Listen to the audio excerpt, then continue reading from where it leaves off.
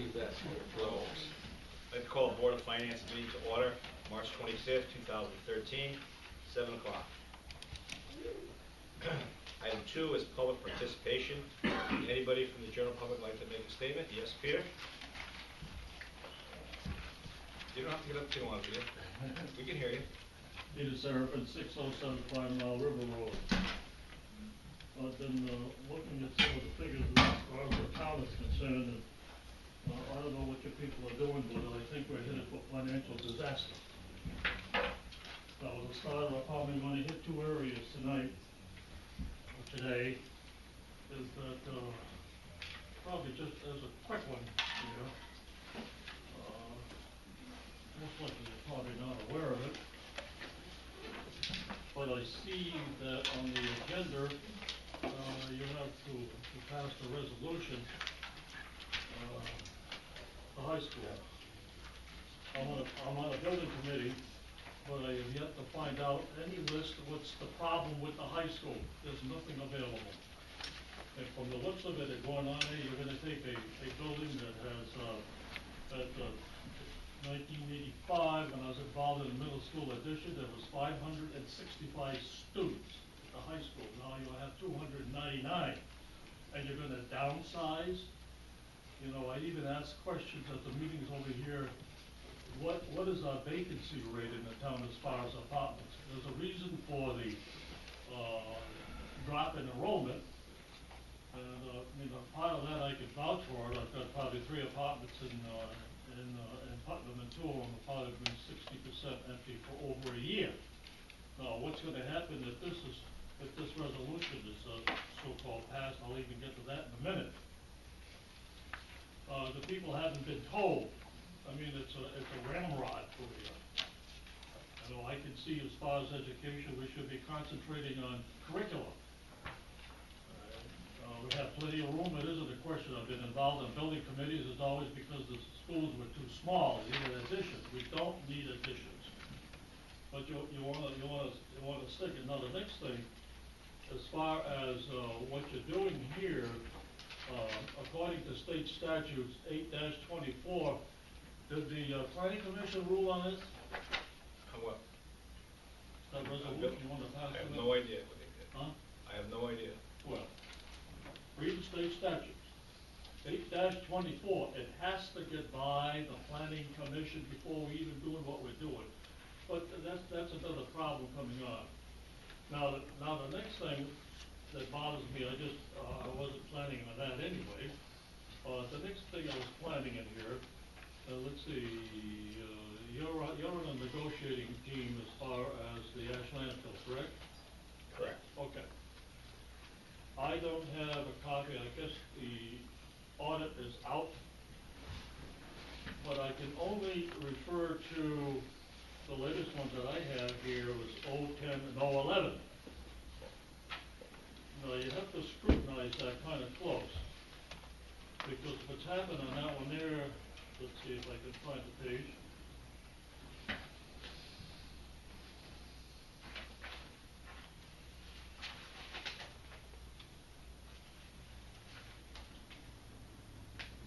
At the beginning, when the Wheeler signed the contract with Putnam, they were paying, and they've been doing it ritually, $250,000 each year rent. Now, when you calculate that going through the figures and everything else, so right now, probably in this figure, there should be a little under $4 million plus interest. Now, nowhere does it show in a budget, any one of the budgets that the people produce, to show some rents, but now that never shows up. Why? Somebody's looking the figures. Now, the reason why I'm saying that, if you read the audit, I'll probably get a copy sometime in the future, is that that $250,000, Wheeler pays it if you massage the figures. Now, somewhere along the line, that $250,000, I would think, and it's a crazy law in the state of Connecticut as far as the general fund. that money, I could see it, I'm not an expert CPA, but that money went into the general fund, and then it changed, remember this, it changed from rent money to ash money. So with they say, oh, wow, we got, 3.7 million, but if you figure that out, $250,000, it should be rent money. So we should have an account somewhere with that money. If you don't spend it, you hang on to it. So this is gone. This is gone. All right? Now, we have problems in town that, some work on it. It'd be nice to have that money in hand. The board would like to do that. But I don't know where the Board of Finance went along and made these changes. All right? And I think it's on page, those of you that have your 11, I don't know, you have to look at the number that's in there. It's on 12. The wheelwright paid the $250,000 rent. And I'll put it point blank, why in hell was that changed? You have to ask the, No, you're on the negotiating team, you it has should nothing to do with respond that, on Peter. that. Peter, it has nothing to do with that. We're negotiating a new landfill. Something is It has wrong. nothing to do with the old. Something is actually wrong. A while back, I questioned the mayor on that, and he says the money's in there. Yeah? Show me what that $3 million is. You're not gonna find it because it's not there. It goes to the It's general spent. fund, Peter. It went in, it got absorbed into the general fund. I mean, if we continue on doing what we're doing, we're headed for bankruptcy. Like right now, the ash landfill, I don't have, the last fiscal year figure, but there's over 5 million tons of ash. And we have nothing to show for it. And before, publicly, yeah, we keep the taxes down. Not true. Every year since we Liberated signed that contract, our budget comes out of this committee has gone up. Since 02, 03, if I remember my figures, it went up 16%. And you say, you're keeping the taxes down? Not true. Something has to be done. If we're gonna be going along and going to the high-tech park and everything else, I agree that probably at the schools, the curriculum is gonna change, but I cannot see downsizing a system. I mean, if it's too big, close off some of it, only use part of it. Because the design on here, that you're gonna have on that one there, is less classrooms. Now, what's gonna be happening when the economy will pick up. Now, all of a sudden, when the economy picks up, people start moving in with, school-age youngsters, they're gonna say, well, high school's too small, we're gonna have to plan an addition. You wanna spend $36 million, you're gonna spend another 20 when you already have it. Folks, you've gotta get your act together. We're in bad shape. Financially, we are in bad shape. And, the economy, well, the whole country's in bad shape, so I mean, we have to swing with it. I agree at the high school, but curriculum, as far as I'm concerned, I'm a past educator for the state of Connecticut. I honor and faithfully endorse high education, not a Mickey Mouse. Forget the sports, forget everything. Because what's gonna be happening, if we don't get ready for the high-tech park, company comes in, company's not gonna come in cold, and they're gonna come in with their engineering, they're gonna come in with their management, a high level, and they'll be looking to, if it's a production system, they'll be looking, skilled and semi-skilled labor. We don't have it. The other towns, I mean, the mayor's going out there trying to, woo the region, support that. Sure, I would do too, because I'd make sure that the high school that they're in there, when it comes in, they're ready, they can qualify. Ours don't. Ours do not qualify. I don't care what anybody says. Now, really, at this point over here, why hasn't this all got planned to do? Why hasn't it been put to the Board of Finance Commission? By law. What plan? By law. School? Anything, any kind of a municipal change, anything, streets, everything, airport, it's gotta clear with that. If they said no, we wouldn't be sitting here tonight discussing it. But the next thing, somebody's head ought to roll that when it comes to the rent, if that $250,000 doesn't show up, you can go back 9 years and it doesn't show up in the budget. It's hidden. Damn it, it's hidden. Right?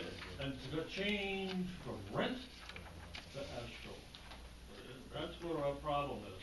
The thing is, at this point over here, it's a negotiating for Wheelabrator. Wheelabrator will honor anything they agree to, they will do it, because I have no qualms with Bob Jakes is a good man, still is, even though he's probably retired. But the thing is, somebody's gonna have to answer, why was that $250,000 rent money excluded in the yearly budget? As the mayor just told you. But anyway, like I said, I would only hit two areas. I mean, they're right now. I mean, as far as the charter's concerned, oh yeah, we're gonna have charter revision. Well, I've got a listing over here that the mayor's selecting on that there is 40 violations between the charter and the state statute. 40, not 1 or 2, 40. We're gonna, and even to go a little bit, then I'll leave you gentlemen here at all. As far as the Board of Finance, if you read the law, there should be only 5 people sitting up there right now. 5 members. Okay? If someone is absent, alternates are there, they'll be voted. Alternates cannot sit at the table, because you read the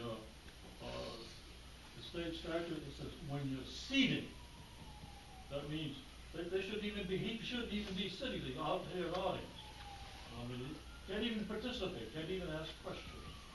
So we're gonna start doing things by the book.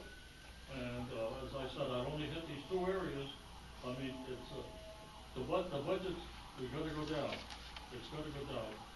Now, the next thing I've been asking questions is the population of the town. I think 02, I think it was little over 9,000 people. We are lucky if we have 8,500 people. Now, what does that do to you people? It affects your highway and all these agencies that provide a service. It's down. School population is down. Somebody's got to come up with a figure. And it's easy enough to come up with a scientific approach. Inside of 2 weeks, I can get a figure out. Give me 12 people, and I'll have a number for you.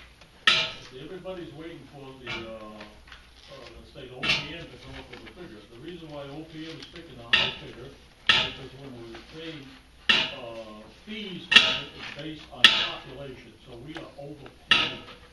So we got to be smart. See, that's one thing about our area. We have only 27 square miles, a very small town. Kinley, Johnson, Woodstown, all these, they have anywhere between 50 and 60. They can squander half of their land and still compete. We've got to be smart. Thank you. Would anybody else like to make a comment or speak? We'll find out where that money went. General fund. Before we go to the approval of minutes, someone needs to make a motion to seat an alternate. I make a motion to seat Mr. Garza. Motion made, second to seat Garso as a voting member. Any other nominations? Let's see, I'm going out that way. All those in favor of seating Mr. Garso signify by saying aye. Aye. Opposed? Abstentions? Okay. So to the minutes. January 30th, 2013, special Board of Finance meeting. Make a motion to approve as presented. Motion made and seconded to approve the minutes. Are there any additions or corrections? If none, all those in favor signify by saying aye. Aye. Opposed? Abstain? I'll abstain. Okay. One abstention. Wait. 3B, February 7th, 2013, special Board of Finance meeting.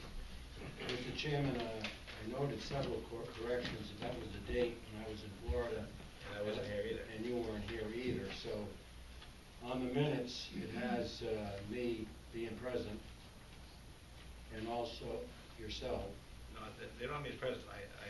I'm I'm on the sorry, absent. you're absent, but I you were called on Reed. call to order, you Right. were there instead of Joe. Right. And then on number 3, I made a motion to approve the minutes, which I didn't, because I wasn't here. I thought you called that in. I'd like to beg your indulgence for a few minutes so I could just go recap some very salient points that I... On the minutes? On the minutes. Go ahead.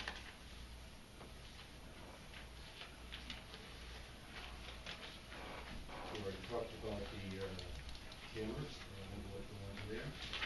Just give us the page, Earl. And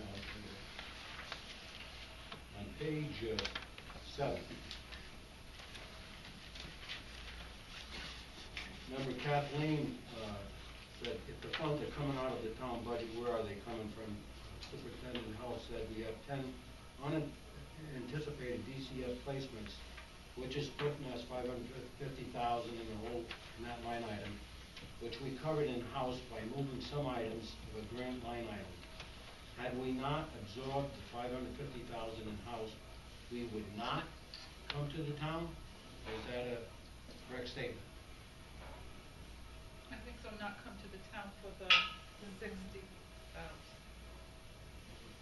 No, this reads, we would not, had we not absorbed the 550, so we're referring still at the 60,000? Yeah. So that's all Yeah. about, okay. But also Superintendent Hull said we just covered a shortfall of $550,000 in the special education account for last fiscal year. And I guess, is that a correct statement, Bill? Yes. That's all I have on that particular one. With those questions and clarifications, is there a motion to approve the February 7th minutes? I make a motion. Motion made by Kathy Noel, second by Joe Nash, As amended, as amended. aye. All those in favor, let me say the date first. Those in favor signify by saying aye. Aye. Opposed? Abstention? Ayes have it, so voted. No abstain. And 1 abstention. Item 4, quarterly reports. This is not a reporting one, so we don't have a report from the town or the school board. Our business manager told me to skip down to number 6. To consider and act upon the resolution entitled. I have to read it as is. Resolution appropriating $36,610,000 for the renovation and expansion of Putnam High School, including Board of Education, district, central office facilities, medical pathways program, space, and authorizing the issue of $36,610,000 bonds of the town to meet said appropriations and spending the issuance thereof, and making of temporary borrowing for such purpose, be approved, recommended for adoption by the legal voters of the town of Putnam, and a copy of this full text will be incorporated into the minutes of this meeting. Is there a motion to that effect? So I have a couple of questions. We have to get the motion first, and second discussion. There's a motion to accept the resolution. Is there a second? Motion made, second. Questions? There was no mention in this, Mr. Hall, about PALs. Was there any reason, or is that incorporated in one part of it? That's it. Go ahead, Doug. I'm sorry. That's incorporated in the body of the resolution. Okay. And also, the amount of dollars I showed on the building committee was $36,553,807. Are those bond transaction fees and That's things of correct. that nature? The increase reflects the additional, some additional costs related to bonding. That's the only question. One further question on this, and you had a whole big stack of papers with regard to it, and that the treasurer and the mayor was to proceed with this, placing these orders. And I was wondering at what point in time would the Board of Finance be privy to this to at least have an approval say on this? I see no instance or no mention of it in this 5-page letter. Once this go through the town meeting process and the referendum, then the responsibility falls onto the mayor and the treasurer. But it comes to the Board of Finance first. Does it come? When does it come to the Board of Finance? You're doing it tonight. Okay, I'm talking about as far as setting the bond rate. Oh, the mill rate, based on the bond, the mill rate based on the bond? The bond rate itself. When is that going to be, When you decide to go out for the sale of the bond. okay, so when, we will be involved? No, this is you go out for the sale of the bonds, and that, whatever you get through the bid process is what you get. Okay, so when does the Board of Finance has no say whatsoever with regard to this? That's It's correct. only done then at a referendum or a public meeting? Right. Okay. Any other questions, comments on this resolution? Seeing none, I'll ask the secretary for a roll call vote, which has to be done by state law. Denise? Senator Benoit? In favor? Vice Chairman Nash? Chairman Valenzuela? Yes. Yes. Yes. This motion is approved 5-0. Put the shovel in the ground, Bill. Okay. Can I go out and get the shovel now? We have with us a guest, is Doug. Is this gentleman ready to speak now? Yes. We have with us Dennis Dix from Dix Works, and he's going to address this board. He's from Avon, and he's our Municipal Financial Advisor Service. Mr. Dix, Good evening. Pleasure to be here and a privilege. give us guidance. Well, I wasn't really given us any particular direction, so I can ramble a little bit or try to rifle shoot, but very quickly, my background, I am in the business 42 years, municipal financial advisor. I am registered with the SEC, regulated by the Municipal Securities Rulemaking Board. And my role in dealing with the town is in a fiduciary capacity, which means I hold your interests above my own, which is contrary to an underwriter who will be buying your bonds and selling them. They are on their own scale. So I work for you. I was asked to provide some very broad-based projections, which I think you probably have. A single bond issue, and then a couple of bond issues. Is that the, excuse me, I'm sorry, the pages for those are immediately following the three-page resolution? Yes. There's one that's talking about page 12 and the single bond and the bond. I'm sorry. No, thank you for clarifying. I want to make sure everyone has that information. We are at the very, very beginning of a thought process about how to go about the financing. And I was asked to look at a couple of options. One of them is issuing one bond right in the beginning for $16.5 million. And that's what the first set of figures demonstrates. Obviously, with that, you're going to have a real hit on the budget. The positive side is interest rates right now are at historic lows. So you would be borrowing at a rate not seen in the last 50 years and maybe not be seen in the next 50 years. So there's a strong argument for saying, get those interest rates while you can. Now, I don't know when you actually plan to start borrowing. If it's not a year or 2 or 2 years from now, rates will probably go up. But the concept still holds.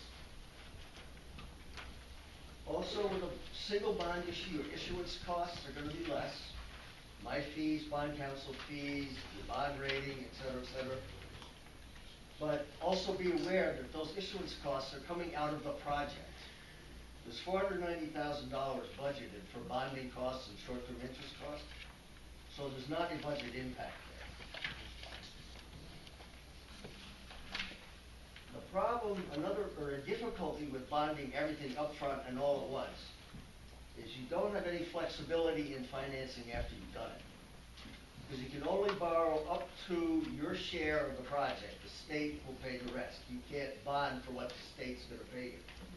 So you'll have no flexibility at the end of the project if all of a sudden it comes in terrifically and you're $1 million under. You get $1 million more debt than you needed to have. The opposite could happen. The project could be more, And then you'd have a little problem of having to go back to the town and saying, we need another $500,000. So, that's a pro and a con of a single bond. If you do the two bond proposal that I showed, you're gonna phase in the budgetary impact. In other words, you have one bond issue for $9.3 million, debt service would start on that right away. I picked $9.3 million simply because it gives you about 18 months of funding based on the cash flow. We would do short-term notes till the end of the project, and then you would know exactly what your final costs were, and you would only bond for that. So you're gonna have some knowledge certain with the two bond issue. You're gonna get the lowest rates at the front end on the first bond issue. You run the interest rate risk on the second bond issue 3 or 4 years later. You also have higher issuance costs. Twice the cost you would with a single bond. Twice my fees, twice bond counsel fees, 2 credit ratings, et cetera, et cetera. So that's another set of issues you need to keep in mind. My druthers is I think your best bet is a two-bond approach, simply because it gives you some flexibility you need. You don't know what the state is going to come in and say, well, that's not eligible. We're not going to reimburse you for that. You need to have some contingency at the back end to protect yourself, in my opinion. Now, there's a couple of other alternatives, but one of them is not a great one, but I wouldn't be doing my job if I didn't tell you. I ran all of these at 20 years, which is somewhat of the industry standard. For every other project in the state, it's a 20-year limit. For a school bond, you can go 30 years. And I didn't show you those figures, and I can, if you're interested, I can get that to Doug and we can look at it. The problem you're going to have with that is several. You're going to have very high interest costs. Cost of money in 30 years, obviously, is going to be higher than it would be in 20 years. So your interest cost overall is going to be higher. It's going to be a much lower budget impact because you're spreading it out for another 10 years. You have a useful life question. You build the school and you pay for it for 30 years. Is it really going to be a 30-year facility? You may find that you're going to change things in the school. Excuse me 1 minute. Doug, on the paperwork that you gave us with regard to this, it says on here, the set appropriation of 36,610 of the town of so much thereof shall be necessary for such purpose, maturing not later than the 30th year. That just gives you the flexibility. So that's... You can go 20, you can go 25, that just gives you flexibility. It gives you the legal authority to do it Okay. if the town so chooses. The town does not have a credit rating. Didn't have one from the time the last publicly traded bonds were paid off in 2009. So you will be going for credit ratings on each or whatever bond issue it is. A 30-year bond of any of these alternatives probably is slightly credit negative. Is it going to hurt you badly? No, but it's out there. The two factors in credit are willingness to pay and ability to pay.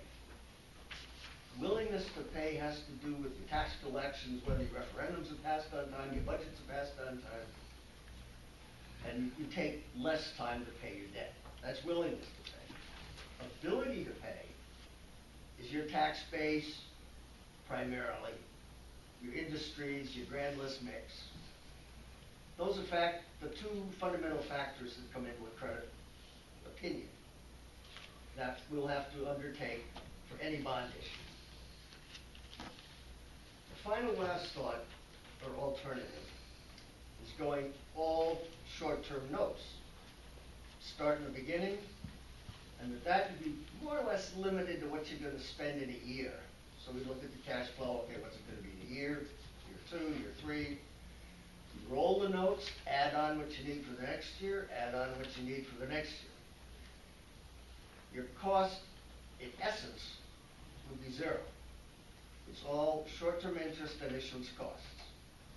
No budget impact at all. But you have the problem now of one big bond issue at the end instead of in the front. Same issues apply. Big budget impact, but reduced issuance costs. So it's the budget impact. It's really going to be the hardest to look at the 30-year. And the credit aspect of it is not bad. It's just sort of an unwillingness to pay, so to speak. That is fundamentally what I was asked to address. Now, obviously, you may have questions or. I have a question. About that? Yes, sir. This doesn't deal with the school or the library or anything. This is just the school. No, it doesn't deal with that. Oh, your question, I'm sorry. I have a question for you. In the best interest of the town, you mentioned the year 2009. That's the last time we had a bond. So the last bond matured. Sure, excuse me. We had a treasurer, I loved her dearly, but she was very afraid to bond things or go out. We have capital improvement to the tune of over $1 million just on capital items, school buses, low-profile trucks, paving the parking lot. Would it be in the best interest of this town to bond those things? Put them in one package and bond them? That's hard to say. I'll tell you my opinion, but is it in your best interest? That's your call.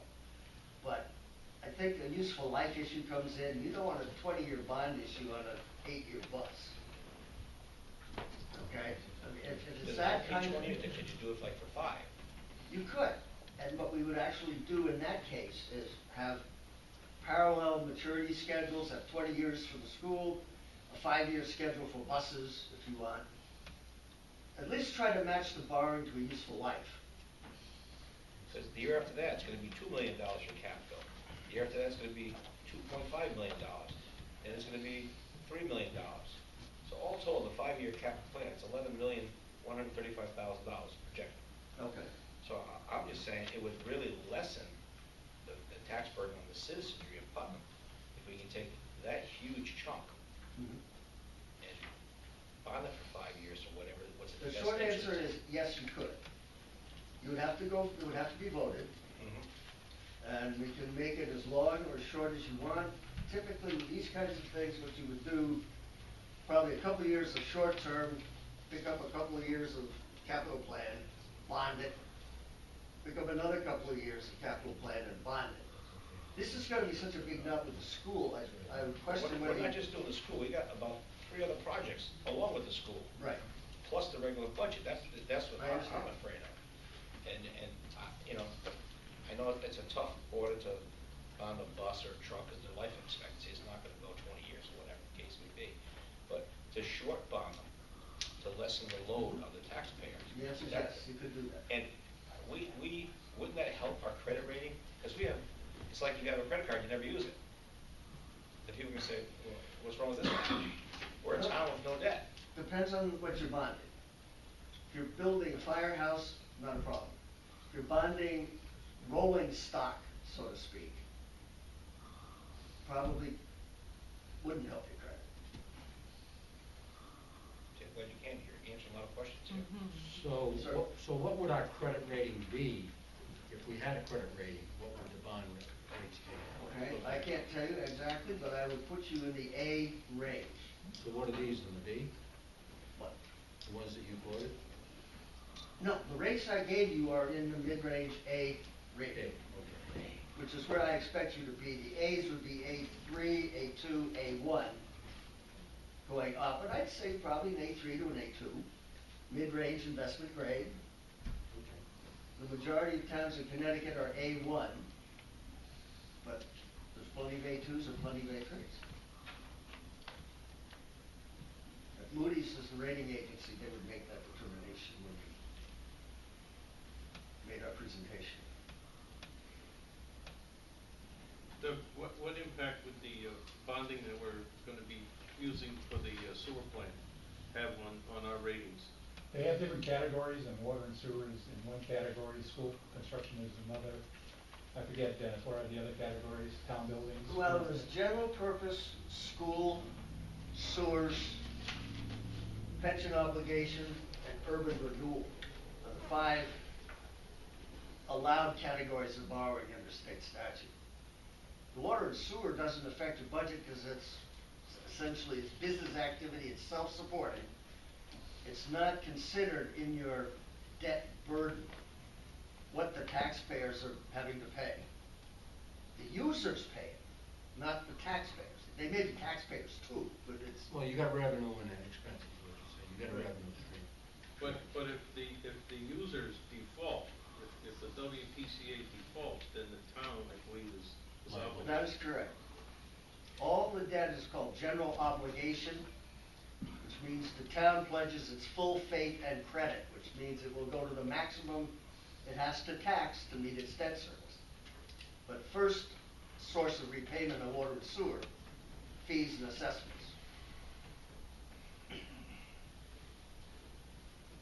This is the first general obligation bond the town has issued since 1999, so it's a whole sort of new budget issue for you. Yeah, but don't you also look into how the municipality stands financially? Absolutely. What their debt load is. Absolutely. Reserves are, et cetera. Well, what we do is we produce what's called an official statement. Have you seen these? I don't know, Doug, have you passed these out after I the believe last? the finance board gets a copy. Yes. Okay. This is about 120 pages of facts, figures, statistics that the investing underwriting community will look at and make their assessment on how they will buy the town's notes or bonds. There's a lot of data in here. It's called disclosure. We have to disclose the good and the bad. And you'll see all of those various issues there. Based on our scenario here, wouldn't it be best that we go the bond route versus the note route? That's local call. There's not a best answer to any of this. Some of this becomes, and I use the term very advisedly, political, in terms of how you feel the budget can bear what impact. That's not my call. My call is to show you if you do this, then this. If you do that, then that. But you folks are the ones that make that decision.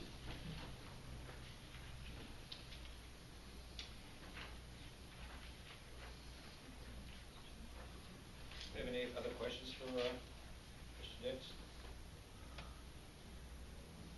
But I'm glad you came. You answered my question. Well, my pleasure. I'm always available to Doug or the mayor. School is easy. The budget's hard. I understand. Thank you. Thank you.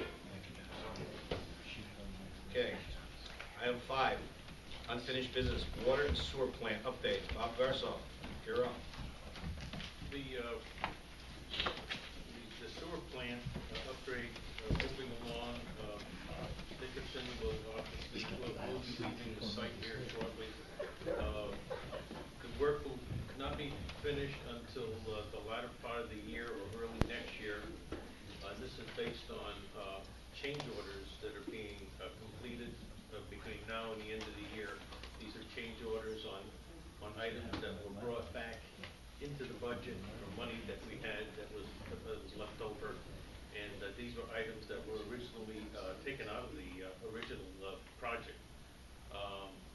And a lot of these items are large items. They're items that are going to take a while to get in. You know, they're going to go out to some. That's basically it with the water, with these sewer. Will be an end in the future? As Pope Julius said to Michelangelo, when will you make an end?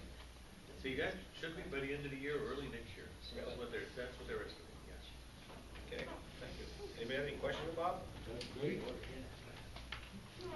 Okay, Tech Park update. That's our business manager. down the hallway, and we'll come back to you. Doug, you, Tech park. you're up. Tech park? You're a tech park man. We're all set.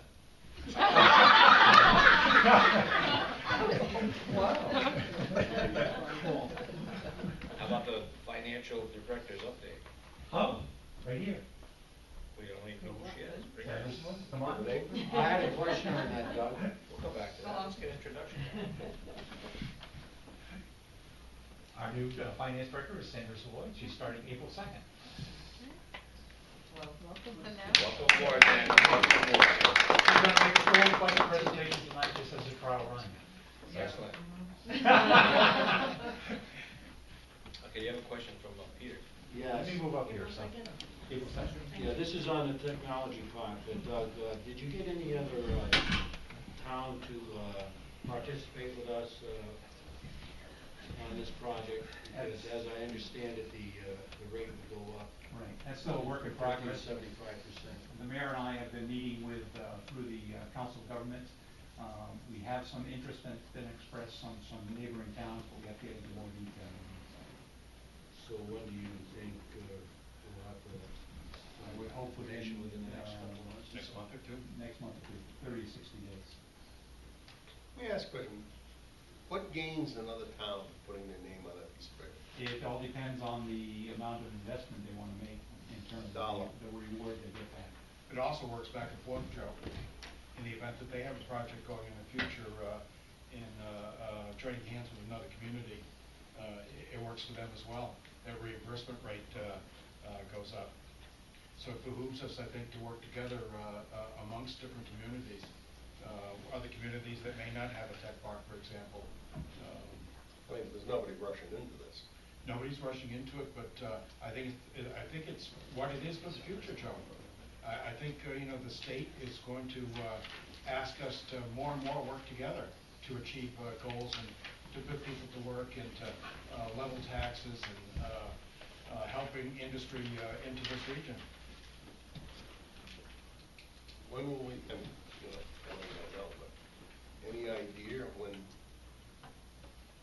somebody else is going to put their name on this? Within 30 to 60 days, we hope. We hope within the next couple of months, Joe. And there has been some interest I'm just curious. in doing that. So. Nice find. You all set with that, Joe? Yep. Okay. Item 5D, consider the approval of, is that 60 or 45,000? It's 45,000. 45,000 appropriation for security upgrade for the elementary middle school. Are you going to speak to that issue, or is I will let them speak to the issue of the need for it. I can speak to you to the issue of your authority as the Board of Finance to be able to make the transfer. I think everybody knows the need. Okay. Give us the authority. The authority is that under the town charter, you have the authority to act as the appropriating body and the legislative body in making transfers from the capital and non-recurring reserve fund. That's where that money will come. That's where the 45 will Where come the from. 45 will come from. We have more than enough. We have over 190,000 In non-recurring? unreserved in the Unreserved. capital and non-recurring reserve fund. 190,000 is unreserved. There are certain categories that are reserved, like we have something for the town hall. So is it non-recurring or is it? Capital and non-recurring Both. reserve, yes. So we could appropriate that 45,000 and, okay. You didn't check with, Peter, did you? Who, no. Just one. We need a motion to approve $45,000. Make a motion. Motion made and seconded to approve $45,000 for security upgrades for the elementary and middle school. Any discussion? Can we just get a brief explanation of what the upgrades are? That's you, Bill. Be more than glad to. It would be a series of security cameras around the building. Presently, we have that at the high school. What it would be is in the neighborhood of 10 cameras per school. Also, we are investigating. We will have the ability to put the entryway right into the police department so they can monitor the entranceway of the buildings. Thank you. Call for a vote. All those in favor of the motion to appropriate $45, signify by saying aye. Aye. Opposed? Abstentions? Ayes have it, so voted. Thank you. Okay. Question though for Doug. Do we, under all circumstances, have the authority to appropriate money? Not talking about that at all, but to appropriate money The without. only other authority you have is the special appropriation of $10,000. Oh. And you can make transfers at the end of the year. Well, what about this? You said that board. When it refers to the capital and non-recurring reserve fund, which is That says outside that of our capital non-recurring, which is the operating budget. That says that in the charter? Yes. And it's the interpretation of our town attorney that that's what. Doesn't say it in the charter though. Yes. Because you're acting Not the under. interpretation. You're acting under state statute, and state statute refers to these We provisions. had seemed to have tried that before, and it's not been successful. I just wondered what the change in the atmosphere was that allowed us to do that, when in the past we attempted to do that, and we were clearly told that the only way we could do that is after it went through the Board of Selectmen and then worked its way down. Now we can just When it comes through the Board of ignore the Board of Selectmen? When it comes through the Board of Education, that's the difference. That seems to be somewhat of a interesting way to come to that conclusion. Right. Why would it be different from the Board of Ed versus the town? Because it's a item that comes under the capital and non-recurring reserve funds, as opposed to, coming through the. Yeah, but okay, so it's allocated already, the monies are already pre-allocated in those two funds. So that has already been approved through referendum. That's correct. When was that money allocated? When it was, probably by an action of this board, that you decided to put some of the money that comes in.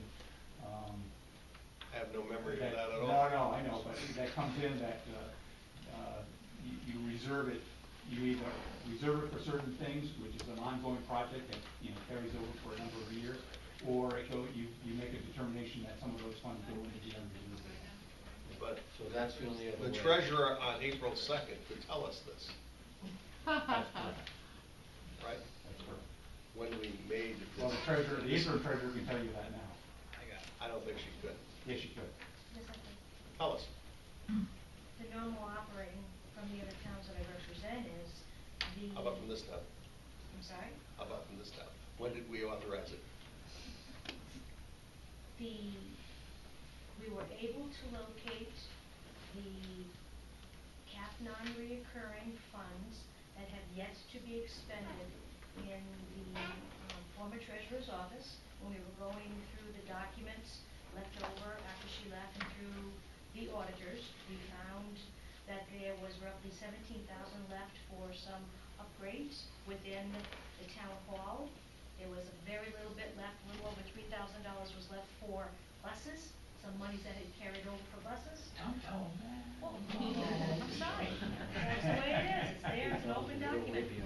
And then, there was a little over $100,000 available that was unassigned that could be used for other projects. So, the board has the authority to move projects. If it was, let's say it was the bus and they weren't gonna use the bus, the school could say, we're not gonna spend the $3,000 on the bus, we want it assigned to another project. Board of Education, you can come to the Board of Finance and request the relieving of the previous set aside and have it reallocate.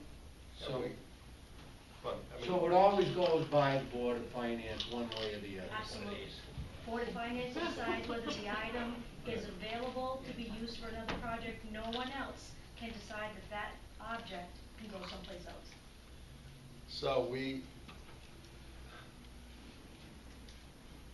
don't know the word quite what I did, but the 17,000 or whatever it is for the bus. No, that's for the, there's 17,000 that was available for town hall upgrades. And we did what with it? It's been there for a while, as far as we can tell. See, we had a clear understanding of all that. I mean, so we have, at the moment here, we have $100,000 more or less? more, you have more than $100,000 that More or can less. be used 190. for projects that the board wants to allocate it to, yes. So you have the authority to allocate the $45,000 to the school for the security upgrades, which is a impact to your fund balance. Your cap non-reoccurring has its own fund balance. It is outside the general fund. That's in the budget somewhere? In your cap Many- non-reoccurring. Many pages? Do you know what page? And the cap, if you look within your budget, the cap Is it in there? non-reoccurring is a separate stated fund. 1480? Its own fund balance. Keep it open until you hit 1480. Very good. Tony, got 100,000. I didn't know There that. there you go. Feel luck. Okay, To any be other used questions? for capital non-reoccurring projects. Oh, we can all explain something. It's Capital unfortunate. non-reoccurring projects. That money is not general fund money. Oh, God It's forbid. capital non-reoccurring God, good. fund balance. Must be something else. Thank you. That's why we had the category for it. Okay, Peter, now, I know you got 4,000 questions. We'll start with the budgets. Unfortunately, this Board of Finance didn't receive all budgets till Friday late, and that's because our audit was late by over a month. That kind of put a monkey wrench in the whole system. 3 months. 2.5. Listen, Try to take it easy on the guy. What? I don't know. But anyhow, the first budget review, if anybody has some questions, is the library board budget for fiscal year 2013-14, and it comes in at $447,979. Is that correct? It looks like you have my little scrawled copy. yes, we do. We do. Oh, you Here's do? a That's copy. my handwriting. Yes, we do. It's nice handwriting. Nice, You nice, know. very nice, very nice. I can see In those. pen, no less. And I can see them. So basically, the only real increase is what, the health insurance? Health insurance, salary, and I put a little in the computer line. Ah, that's basically 3,500 in that. Yeah, There you go. yeah, we're Yeah, I gonna did read need it. to replace them. You did read it? Make a motion to approve. I second that. Motion made and seconded to approve the library board budget without any discussion. Anybody have any questions? The only question I had is, Huh? I did approve it, I know that there was 5,000 somewhere in the capital budget for the library. 5,000? Where 5,000? We'll get to it. Uh-huh. Let's talk about this budget first. Yeah, we're all set on this one. Okay, all those in favor of approving the library board budget as presented, signify by saying aye. Aye. Opposed?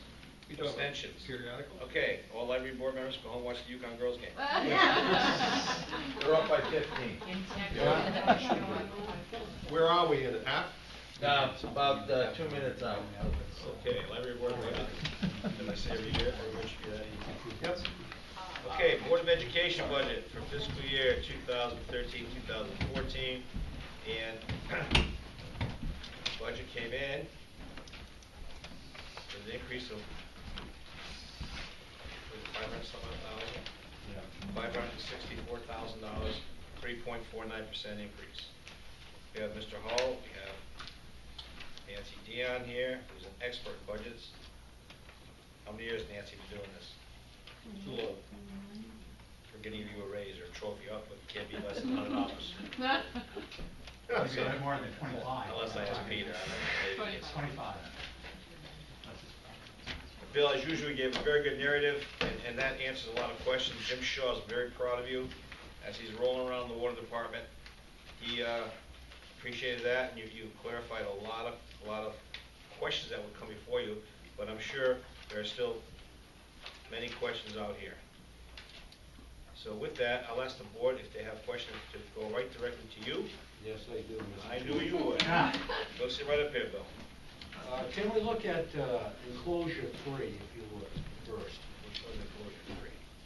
Can I get that, sir, please? Yeah, get set. I thought it would be like the library, Next year. I think, Oh, I next year, I'm think holding it to when that. we get done, we may be. Thank you. Hang on one second. What's enclosure 3, Peter? Enclosure 3, right here. Is a 2-year capital improvement plan for the Board of Ed. Yep. So what I'm looking at this is, and also looking at your increase and $500 and some thousand dollars. And I think I'm under the assumption that you can't handle both. So, maybe the town, because I already see that the capital improvement program is already in the town capital improvement. But since you already took care of the $551,000 in-house this past year for the PCF students, I'm assuming that you can do the same this year for that same line item, a series of line items. You're losing me.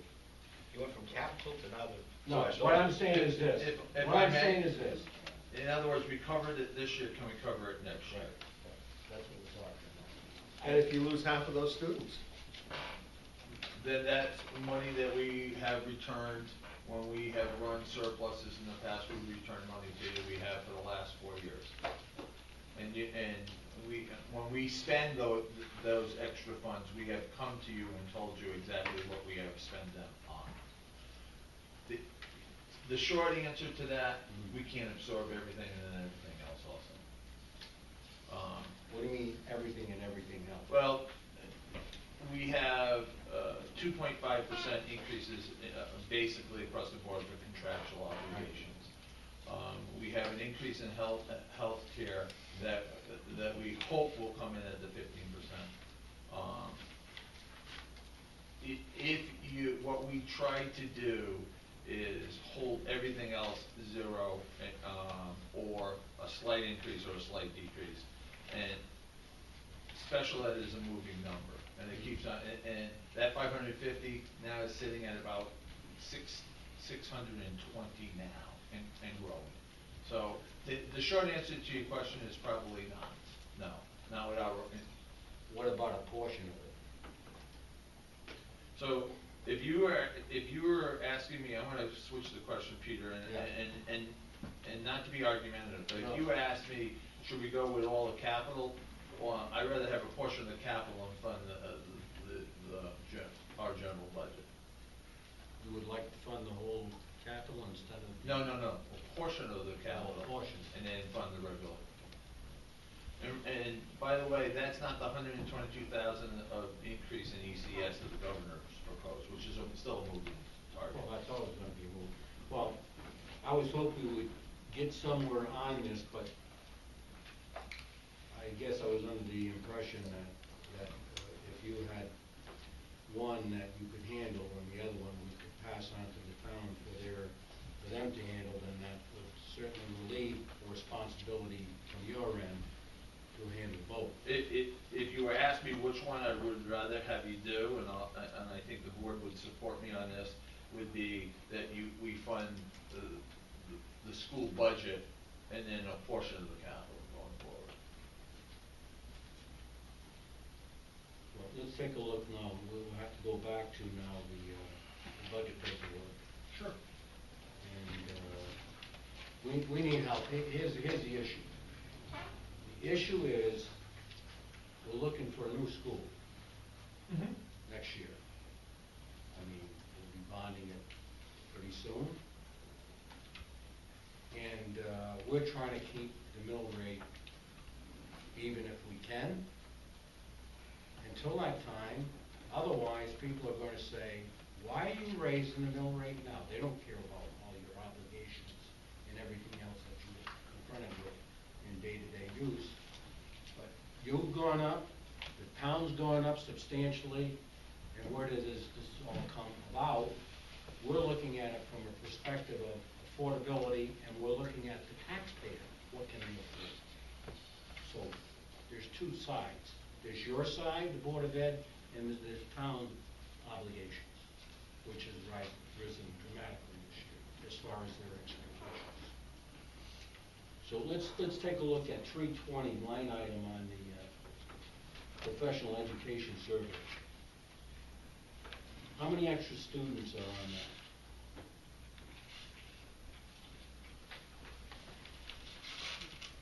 Those are, you cannot peg those, Mr. Burrell, to one particular student, because contracts go with IEPs. Okay. If you were to ask me what's driving that, there's probably 8 students who are driving that. Okay. 8 to 9. 8 to 9, what age? What age groups? So that helps us. Well, we're on, by law, you're on from basically birth to all the way through 21, by law, by federal law. Yeah, understand. So there's your range.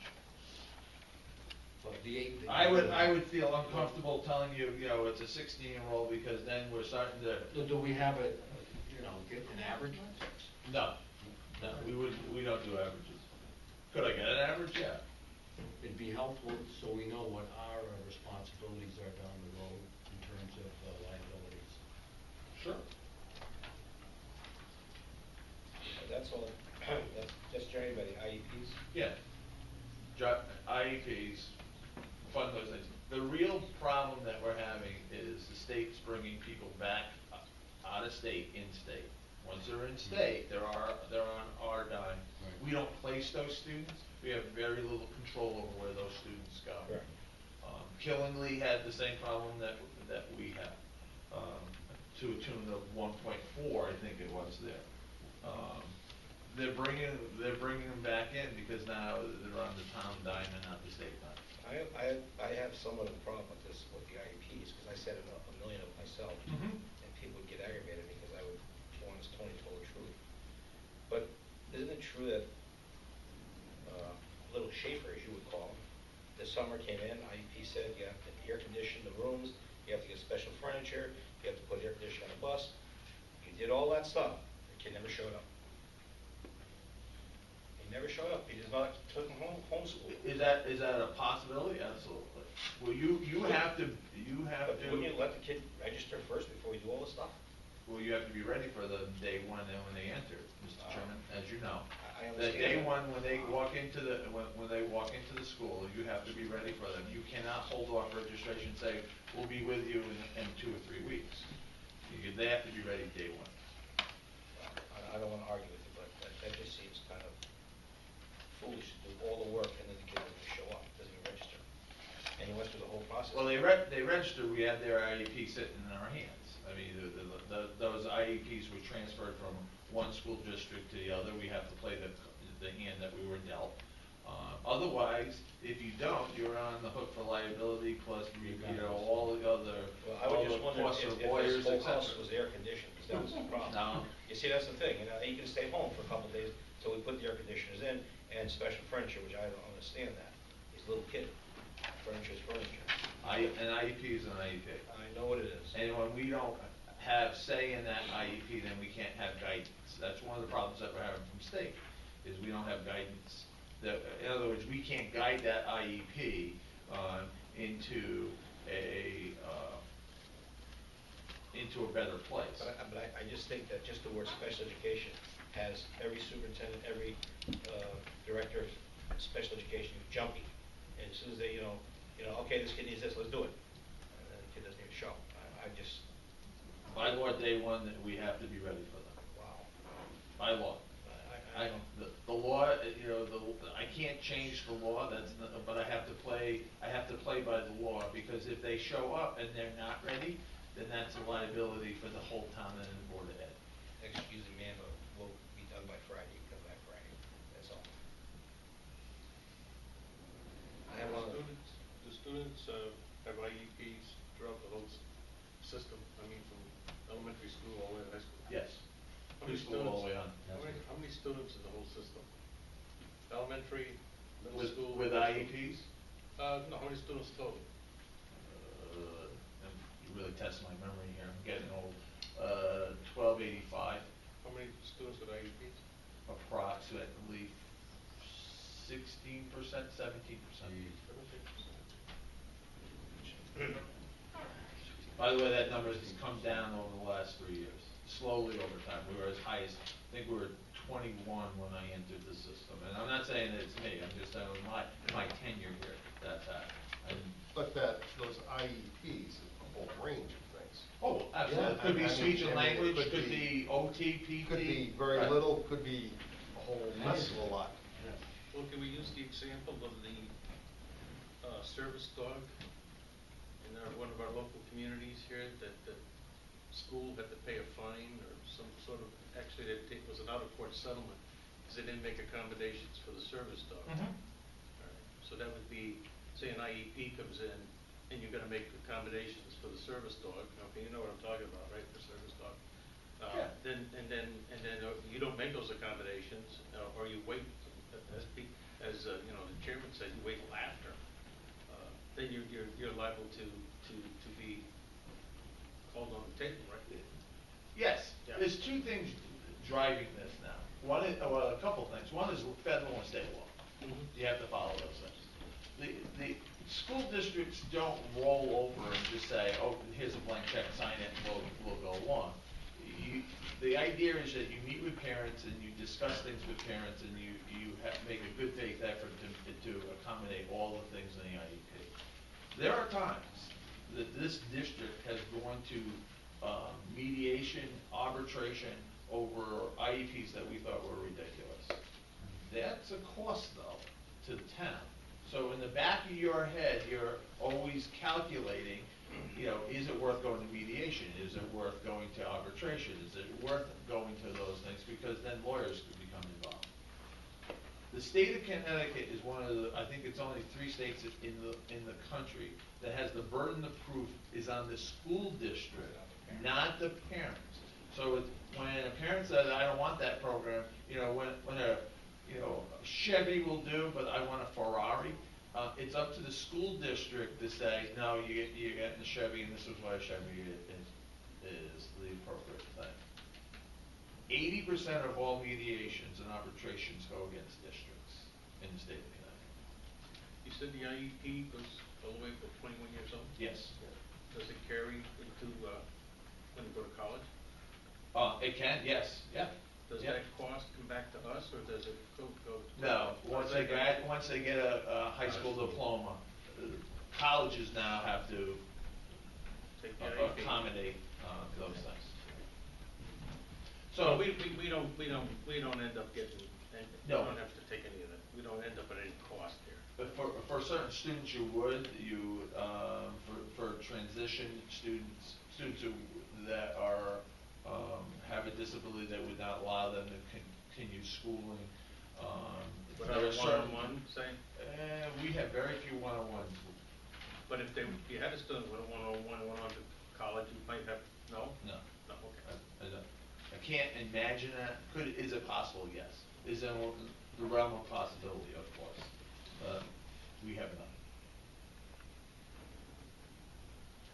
So you have a special ed 510. What's the difference between that and 560, special ed tuition?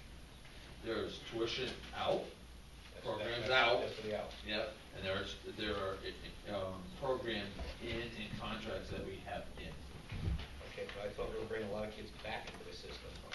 We're doing a great job. That should lower that And cost. then 9, yeah, we're continuously bringing people in. I think that we were down, I believe, to 14 or 12 students. That has since gone to putting 9 on top of that, 24, 25 students.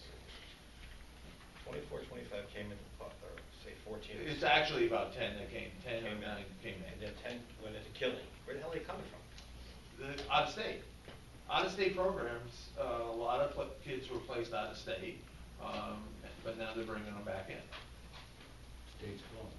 State's call, especially if they're under DCF involvement. 323, Hang on, let me catch up with you.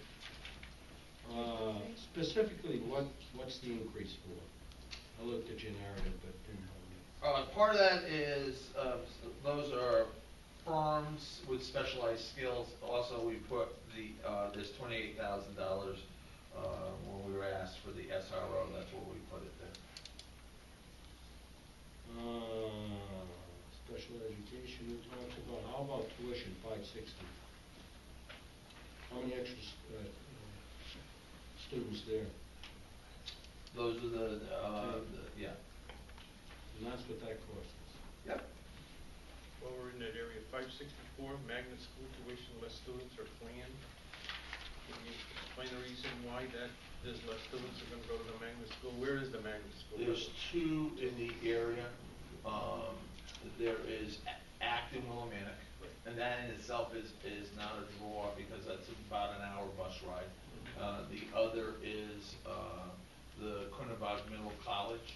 We actually decreased the amount of seats that we have at the middle college. We went from 8 to 6, and more kids are looking at Putnam High School as a place to go. So, Bill, you said, I don't have any further questions, I don't know if any of the other members do, but what can you do for us? I mean, you said you could make, do something on the capital projects. In lieu of the town taking over that area, what can you do on this line item, on this budget, in terms of shaving it off for us? You remember that this is not my budget, this is the Board Ed budget. I understand. I have to bring it back to the board and look at it. If you're looking for us to see what we can shave off of it, I'm sure the Board Ed would entertain that, but that's not until April 23rd. I would have thought you would have had a number, but Yeah, where's transportation? Like busing for kids back and forth to school, where's that show up here? It's in the transportation budget. Where's that, is that, what number is that? That we have some in, You got 513 is athletic transportation. yeah, that's part of it. Where's the I student? have to find it, Tony, give me a couple seconds here.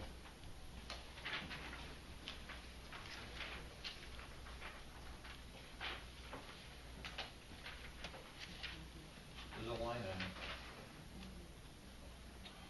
R&M for buses is 423. That's also for fuel is in that. So you have R&M, That's repair and maintenance. right, for buses, Right. right? And then you also have fuel, and then you have, it's also in the non-certified line item with salary costs. So it's split across a couple areas. Do you want that cost I out? would just, what's the difference between tier 1 and tier 2? I know you like the tier 2, busing. You don't want to get an argument with that. I think it's a waste of money and a waste of gas. The board has examined that in the last couple of months pretty substantially. There's a couple of things. A two-tiered bus system means we're running two tiers. In other words, we run the high school, middle school bus. We put those two schools together. Kids are dropped at the high school, then they're dropped at the middle school. Then we send them back out to do elementary. You would say, well, just stick them all on one bus and have one time like they used to have. Well, they didn't have that, Mr. Chairman. What they would do is this is what I observed, and I observed it for, I think, 2 years before we switched over. We would claim we had a one-tier system. What they would do is bring everybody in, and then what would happen is we would have teachers watch a group of kids, especially at the middle school and the elementary. They would sit on dirty floors or in the cafeteria or any other place and wait 45 minutes for the buses to do their runs and come back out under the deal of we have a one-tiered system. In my book, that's a two-tiered system. We're just running it differently. I'm just trying to get this in my head. Most of the high school kids hate to run a school bus. Yeah, but you still have to Oh, I know provide you have to transportation for them. Yeah, and most of the high school kids will sit in the back of the bus. So you're not gonna get much mingle between high school and a second grader, if that was a worry. As far as, if I was a parent, I had a middle school kid and a high school kid and a little toddler, say a second grader, I have to stay at home, because here comes the bus, and get my 2 kids, and I have to wait for the bus to come back and get the other kid while I'm late for work. Well, one of the things that we did was we put a system in place that we actually, now parents, if they don't want their kids to be picked up or they want to pick them up at school, we actually have a program that parents pay for, and they stay after school, and we actually have one beforehand, so we have what's called wraparound care. So our school, we are able to take kids early in the morning, kids are well cared for, they're under supervision of the school, and then they can also wait until parents pick them up also. You just said they have to sit on a dirty floor. No, well, That was before, why can't we do that for everybody now? Why can't you do that for all of We you? could if we had the need, we don't have the need. If we But if you picked everybody up together, and brought the little kids off, and there'd be somebody there for wraparound care for those little kids, you don't have to worry about the high school kid. There's not very many parents that want their first and second graders on. Absolutely, we ran this buses by with high school my kids. advisory group, they were thrilled that we did this. Just a question, that's Yeah. all. I thought you could save a lot of money there. Gas, as they say. But you don't have enough You were buses, still doing you two still have to tiers. go back out. You were still doing, going back out and coming back in. Because you don't have enough buses out for the, however many buses go That's out to correct. pick them up. So they have to bring them back, then they have to go out and get some more. You want the board of finance, board of education? I'm gonna hire her, In she's this- doing a better job in explaining this than yeah, me. In this one, Bill. I have to say, It's all right. What can you do about convening a special meeting with the Board of Ed to see if you can split that difference with us, half and half? I'm not understanding what you're looking for. Are you, I'm not sure what half and half Your is. def- Half is? He wants you to cut the budget, basically. I got that. And the same is gonna say I to want, Peter, but I want the mayor. I want the figure though. Just doing it. We just don't pay any of it. I mean, I don't know. It's the difference between 16,759,911 and 16,165,11 is $564,555. Are you funding the full cap?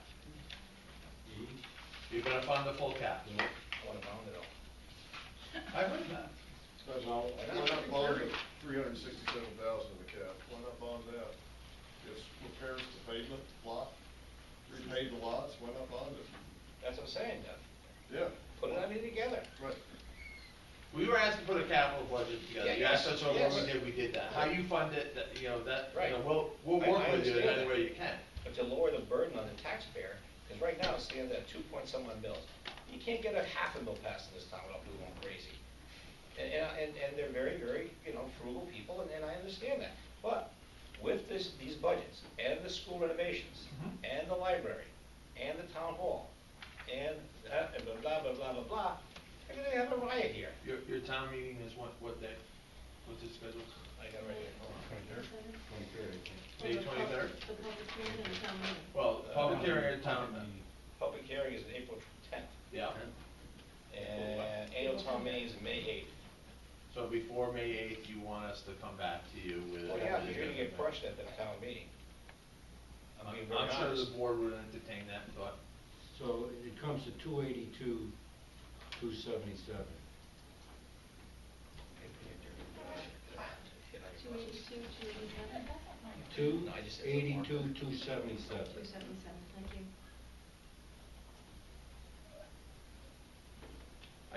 I can only. Don't we have to vote on that or Wait, something? yeah, for- but- Just before we go do this? Yeah. Well, you want us to come back to you. Well, we haven't had a chance to even discuss this. Yeah, I know. Amongst ourselves, because we just got it. And Mr. then- Benoit's already making. He's Yeah, making no. some major cuts there in the minority party. And his grandfather was here today, so he felt pretty strong. That's me. You just got that. Come on, college teacher. What are we looking at, about 2.25 mils, right? Is that the projected, Is that about right? Doug? All right. What is the 1 point? No, what is the total, if everything as presented? Everything presented, yes. It'll be 2 point what? 2.25? It's a good quarter, right? 2.25 on the average, assessment of $109,000 comes out to $245 a year, or $20 a month, You can afford that. or 2 coffees at Dunkin' Donuts every week. And I can afford that. Okay. Well, The vast stampede. Well, majority. that may be true. Okay, you got people that Oh, I know obviously it. I know it. cannot afford it. I agree with And then you. you get a lot of people that can, but don't wanna pay. Right. As My long kids as want- we my understand kids that want we do to- have people like that in the community. Yes, we do. And I think every community has that. So, Mr. Chairman, what do you think of my I think it's up for discussion, I think we can't present it right now. I wanna hear other people's views. Right. Well, I don't like mixing that capital with his budget. I don't Well, either. It's not nothing to do- technically it isn't. Right, It isn't. but I mean negotiating it. No, the capital isn't part of this. This is only what talking is, everything. I think that if the Board of Education, not mixing apples and oranges to go what you're talking about, thinks that they can do with less, then they should put a budget that has less. And that's as simple as that. If they think that's what they need and they think that it's a good idea and all those good things associated with it, then it should be what it is they have. I mean, I don't think you do budgeting by barter I agree. and on an auction block.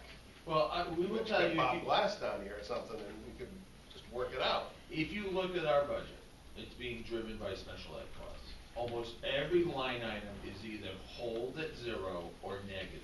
There are a few things that, if you look at the percentages, you know, when you go from 100 to $400, you know, that's a big percentage increase. But if you look at the dollar amount, almost all of that $550,000 is special ed costs. That is here.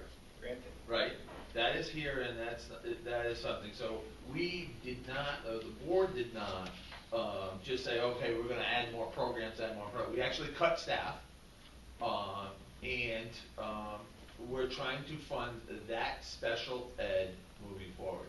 In all honesty, you know, we have put capital for 4 years. It has not been funded other than last year we got 2 buses, which I kind of laughed at a 20-year of buses. Our buses go 20 years, so you know you want to bond it under him. That's what we've done. It's because it's such a small district now.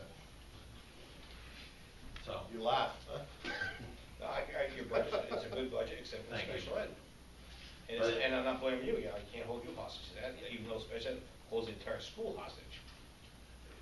those are our kids. By law and by moral I know. authority, we have to protect those children. Asking if I agree with that, that's another thing. I think parents should take a little more responsibility. And state legislatures, then worry about who gets and under 18, and put your numbers in the mailbox, you should worry about those things.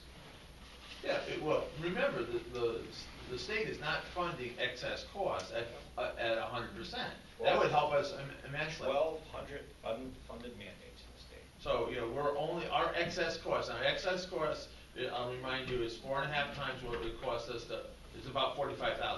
4.5 times what it cost us to do a regular ed student. There's a fund that the state has that they're supposed to fund your excess costs. They are not. They're funding it in the 70s, and they've capped that amount also. So you're being held hostage by that also. But back to what I was saying with regards to coming in with a budget, which in fact you folks have. I mean, there's also a realistic part of the whole thing. You've got the capital part and the educational part, if in fact you want to put it that way. And you may not, at the end of the day, get both. And you know, at some point in time, you have to make a decision. Everybody's got to make a decision on a whole bunch of things. I mean, is it 2 buses? Is it 1? Does that is or none? Is the parking lot, which is terrible? Is it? Can I make it 1 more year? Can you squeeze another year out of it when you do the high school? You know you're going to have, listen to Mr. Scott, that they're just monies that are not going to be spent, that are going to be flowing back. Can you wait till when? I don't know. We put that in because you all know it's a need. Eventually we're going to have to do something with it. So we put that in. And I cannot speak for the Board of Ed. Once that capital was approved, that's not our capital, that's the town's capital. So what I'm hearing is the Board of Ed budget, you still want us to take a look at trimming some of them. Yes. Mr. Morrill is in back, the chairman of the Board of Education, he's hearing this conversation also. But we have a meeting on April 23rd, I'm sure that this will come up. I have a question for you. Maybe you can't answer this. But I think it was a Sunday's paper. It says Kinley, the district responsible for paying the first $62,000 of the cost to educate a locally placed student, roughly 4 times the cost of a regular student. 4.5 times. Okay, and then in Putnam, the district must cover the first 45,000. Why is that such a? It has to do with the amount of money for a what was picked, what your EDO1 as a regular ed student. There's, exactly what we've been trying to tell everybody for 2 years. St. Killingly, although it's a good school system, is a little bit more expensive because of capital costs, et cetera. Okay. You know what they got hit for? 1.4. And you know what the, council people are saying? They're giving them a loan. Do you know? Maybe you I- get a loan. Yeah, yes. Yes. Where the hell's the school right They consider, well, they didn't want to put it back into the bottom line. If they gave a 1 point, say it's this budget, 16 million, and you put 1.4, you're at 17.4, and when they come next year again, it's 17.4. Well, That's how they're looking Well, at think it. about that, if. I'm not saying it's right, I'm just No, saying it's but what they- just think of that, it's $1.4 million deficit now, right? He's not, I don't think anybody's gonna give him 1.4 or whatever, right? So that deficit has a chance to roll over to next year. That 1.4 is going, well, anyway, I'm not gonna speak, that has nothing to do with us, it's NEF. It's them, is what they're doing. Yeah, they have the same problem we have, Oh, they're a little bit bigger than ours, so their power bill is exacerbated. But the loan part was interesting. I didn't know the Board of Ed could take out loans. That's what it said. Well, Who knows? At the end I of don't, Who knows, let Kelly fight that battle. So the message from the Board of Finance is, you gotta cut a little bit of your budget. we get to define little? Can you bring that message back to Mr. Morrow? As long as we get to define little. Are you looking for recommendations also about capital? Yeah. Okay, so both of those are on the table, you're looking at us, that's fine. Thank you. Don't care how it all Thank comes you. together either. Gotcha. Thank you, Mr. Hall. Thank you. It was enjoyable. It was. Is every bus used in the morning? The other day I went by there, I swore there were yellow things in there.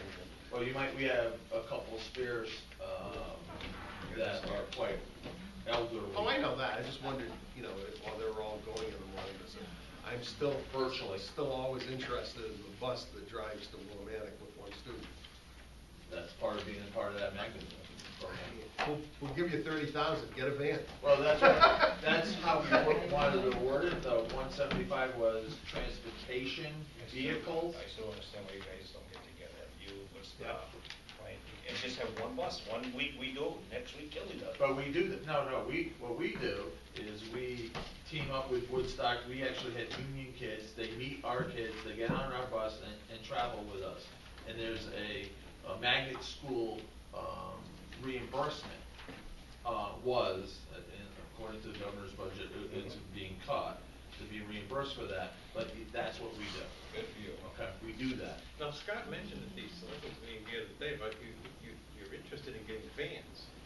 Some vans, yeah. Yeah, some vans. Yeah. I mean, is it true that there has been a situation where you have a bus and one kid? Oh, going with yeah, a- Because it's the only vehicle we have. Well, he did mention that, when he was here this last Monday, and I guess the plan is to get more vans that will accommodate 7 or 8 students, something like that. Part of what we put is, what the board asked us to do is 175 for transportation vehicles and let us make a decision about do we need a van and do we need a bus. Right, that's what he said. Thank you for your time. Thank you, Bill. And thank you for the security cameras. We appreciate that. No problem. Good narrative. Thank you. Good job on the gas and oil. You didn't ask me Hey, what what's price was this? on it. I had it checked. Does anybody know what the score is now? I can tell you. We don't have those iPhones here, they only get them through the school, through the school system. This is my personal one. One in the other pocket. It is, no, I don't have one. Husky 60, Commodore's 31. Wasn't worth the effort. Thank you. Thank you. Will Peter and Doug? both We'll of bring you? Cheryl up as well. Sure. Interim treasurer. Cheryl, step forward, Cheryl. You going to abuse her or what? Oh, yes. No, she goes, she's gonna help you understand the bottom line. Good man, Peter. That was nice of you. Yeah. Bring a chair over here. I thought you would get the chair. Oh, I thought you'd be getting up and offering it to her. I should have given her. I mean, where is the chivalry? There is none. In the mayor's office. I have lots of chairs in my office. Yeah, they go back to 1852. That's It's more the colors on the top. He just has a budget. I can run past a little bit of information with you before we Go get it. go into the budget. Just a few highlights to give you an idea of wages reflects a 2.5% increase for both union and non-union employees based on the second-year wage increase reflected in the collective bargaining agreement. Educational cost sharing funds from the state increased by $155,857. Based on the governor's budget proposal, aside from the increase in the educational cost sharing, state revenue reduced and state-owned property, the pilot, colleges and hospitals pilot, matching duck Pequot and Mohegan grant, manufacturing transition grant, and municipal revenue sharing bonus pool. Capital projects totaling $1,356,000 for general government and Board of Education are accounted for under department account 1901. Other uses of funds and ties into the 5-year capital improvement program reflected in the fiscal year 2013-14 budget, year of the plan. This change reflects current governmental accounting procedures.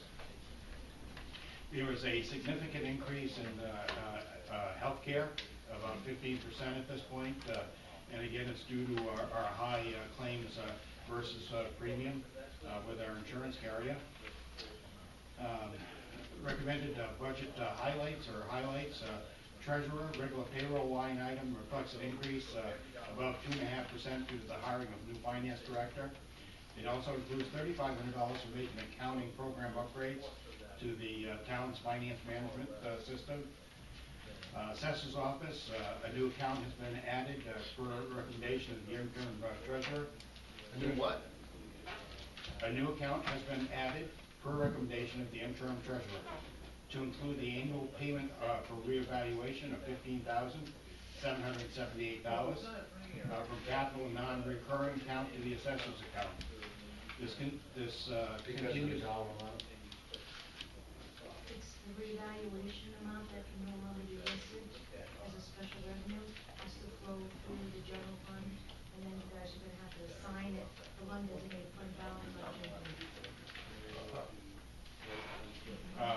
Item 1421, legal counsel, reflects additional funds to account for increased use of town attorney.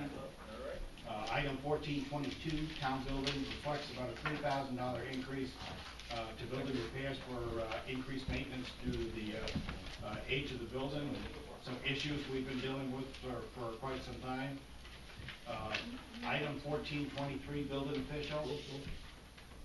I don't think it's necessary to go through all. Very good. Because there's just a lot in there.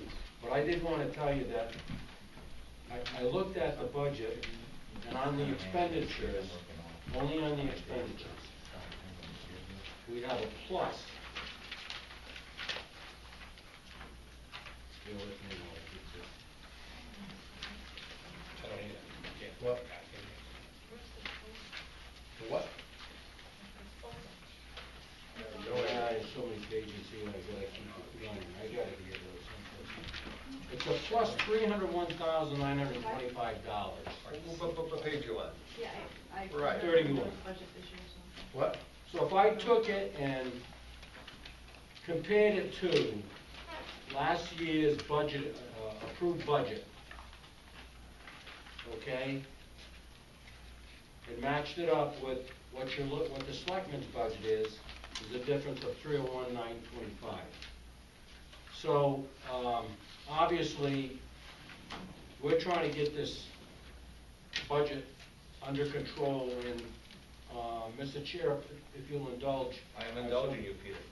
I'm trying to find the bottom line here. Yeah, what? Right. 14, right now, the Page, bottom line, yeah. 31. 31 is my numbers. That's all it means. That's where it ends. So all I'm saying is, I did the math on it, and it comes out to an additional $301,925 more than last year, the approved amount. Expenses. Expenses, Okay. that's the number. Well, then, may I interject? Yes, you may. If you look at page 32 of your report, your numbers this year, if you look over where it says the department totals, the mayors, and then the selectmen's, you see where there's 5.3 and then 4.3 and then 4.3 again, and there are negative increases. The reason you're going to see negative increases is because previously you listed your capital expenditures within your selectmen's budget. By pulling those figures out now, you have to now add in your 5-year plan and your selectmen or your general government budget to get the actual amount, because your numbers are going to they're going to be skewed this year because we're not comparing the same budget. Well, We're now breaking it I out. just took the general government budget. I did not take the capital non-recurrent or the 5-year plan. It's $301,925. And we're trying to get the budget down to like $500,000. That's what we're trying to do. Okay, so You now I'm on You page. mean the overall 2.25 down to $500,000? That's right. Who's we? That's what we're gonna try. Well, that's what you're gonna try. You. We're all, well, it's up to the I chin. mean, maybe your goal is No, $500,000. it's up to, it's up to us. We'll discuss this. But I have a question before, okay. On page 32, the selectmen's budget, the 4,391,291, is a total of these pages. The capital non-recurring is not in there. It is not in there. Okay, so these are just the total of these pages. There's 2 capital non-recurring. Yes, The there one are. you see in your budget is the ones that will be expended in this year. Those are the small vehicles that you're noticing there. Or, what page are you on? 32. 32. Will be So- expended in 1 year. Will be expended in So one that year. isn't That's in this 430. 391. Right. Okay, so that's in there. The one that is in the 5-year capital plan, which is at the end, Right, it's not. in is there. not. Okay. So therefore, that's the red ink on page Correct. 32? That is basically the red ink. Right. The red We ink wanted- means it's not in this one. it's That's in correct. This one. Correct. We wanted to show you No, I'm that glad you did that, previously you 'cause- would have had that, and with the red, you now have to go and look at your 5-year plan, because that's where it would be. It originally started within the department code. So if you go to my page is 45 because it's printed differently, but if you go to the end, So it goes, Okay, 45, 45, and you see a Department 1901, other uses of funds, no. That's gonna be their page 44. page 44, I'm sorry. These printed out differently because I'm using a copy that I print on mine. Okay. 1901? 1901, Yep. you go across, transfer to capital non-recurring, you have that $1,356,000. right. That is all the capital projects that are listed in your 5-year capital plan in the Okay. year 2013, 2014, and it includes the full capital And we have request that from the... sheet. That's right. Yes. And it includes the full capital request from the Board of Okay. Education, the $347,000 plus All the right. 100, whatever it was for the budget.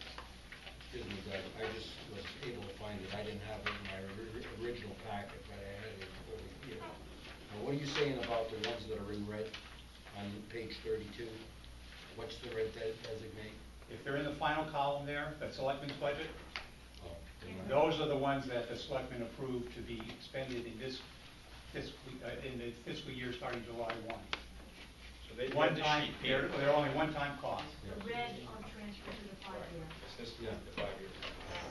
So it's a new way of looking at it. The other thing that you should be aware of is typically we put up $300,000 in for road repairs, reconstruction.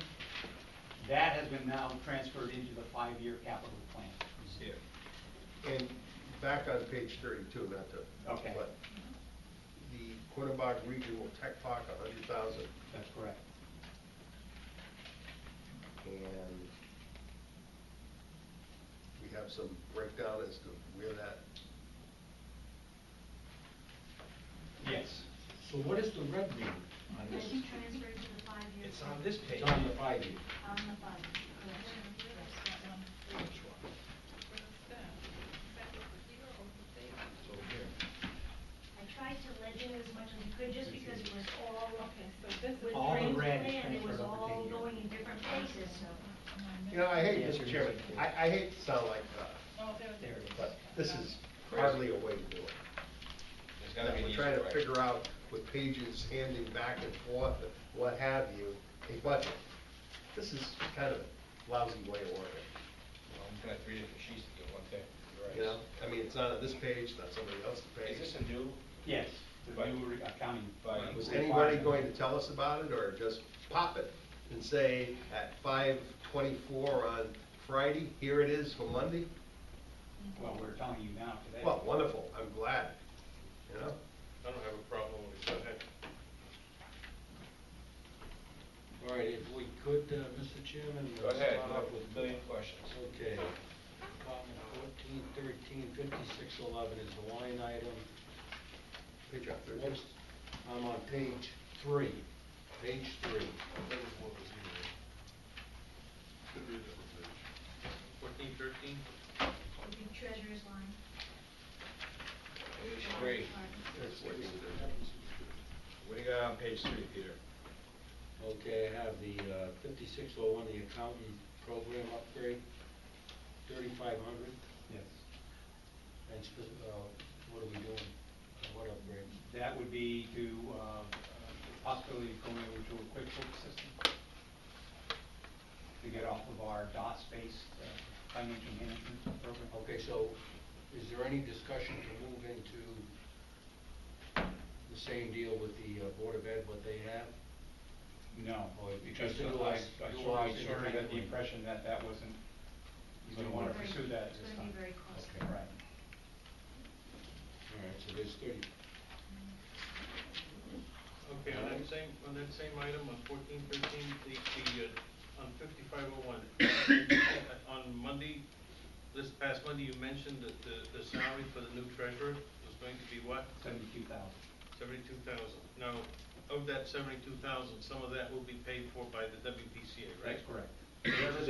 Whatever the difference is in terms of the current salary, which would be an increase of, whatever the 2.5% is, 2.5%, and the 72 would be paid, but picked up by the WPCA. So it covers both the WPCA That's and correct. that? Right, we're paying a portion of that. Yeah, I understand. Okay. How much? That amount. Pardon? The difference between what the current salary is plus the 2.5% increase. So if you take the 2.5% increase of $66,227, which is, I think, 68 something, and you subtract that from 72,000, that's the difference that will be paid by the WPCA. Little over 4,000. Which is a savings from what they're currently paying. Page 7. Wait a minute, how much is it gonna be? A little bit, whatever the difference is between 72,000 and 68, it's a little bit more than 3,000. 4,000. 1,100? That was more than that. Well, currently it is. but- It is? Okay, all right. Well, I mean, I don't know, I mean, when the treasurer left, Yes. we were paying her X number of bucks, I don't know what it is, it's really not the point. 66,000. 66,000.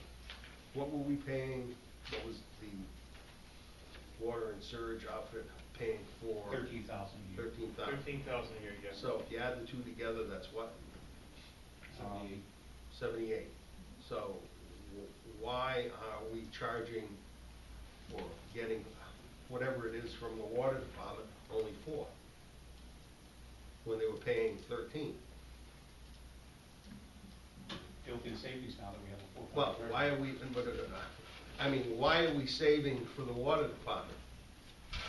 we could split it up any way you want. Well, no, well, you know, I mean, you're saying this at 8:45 on Monday night.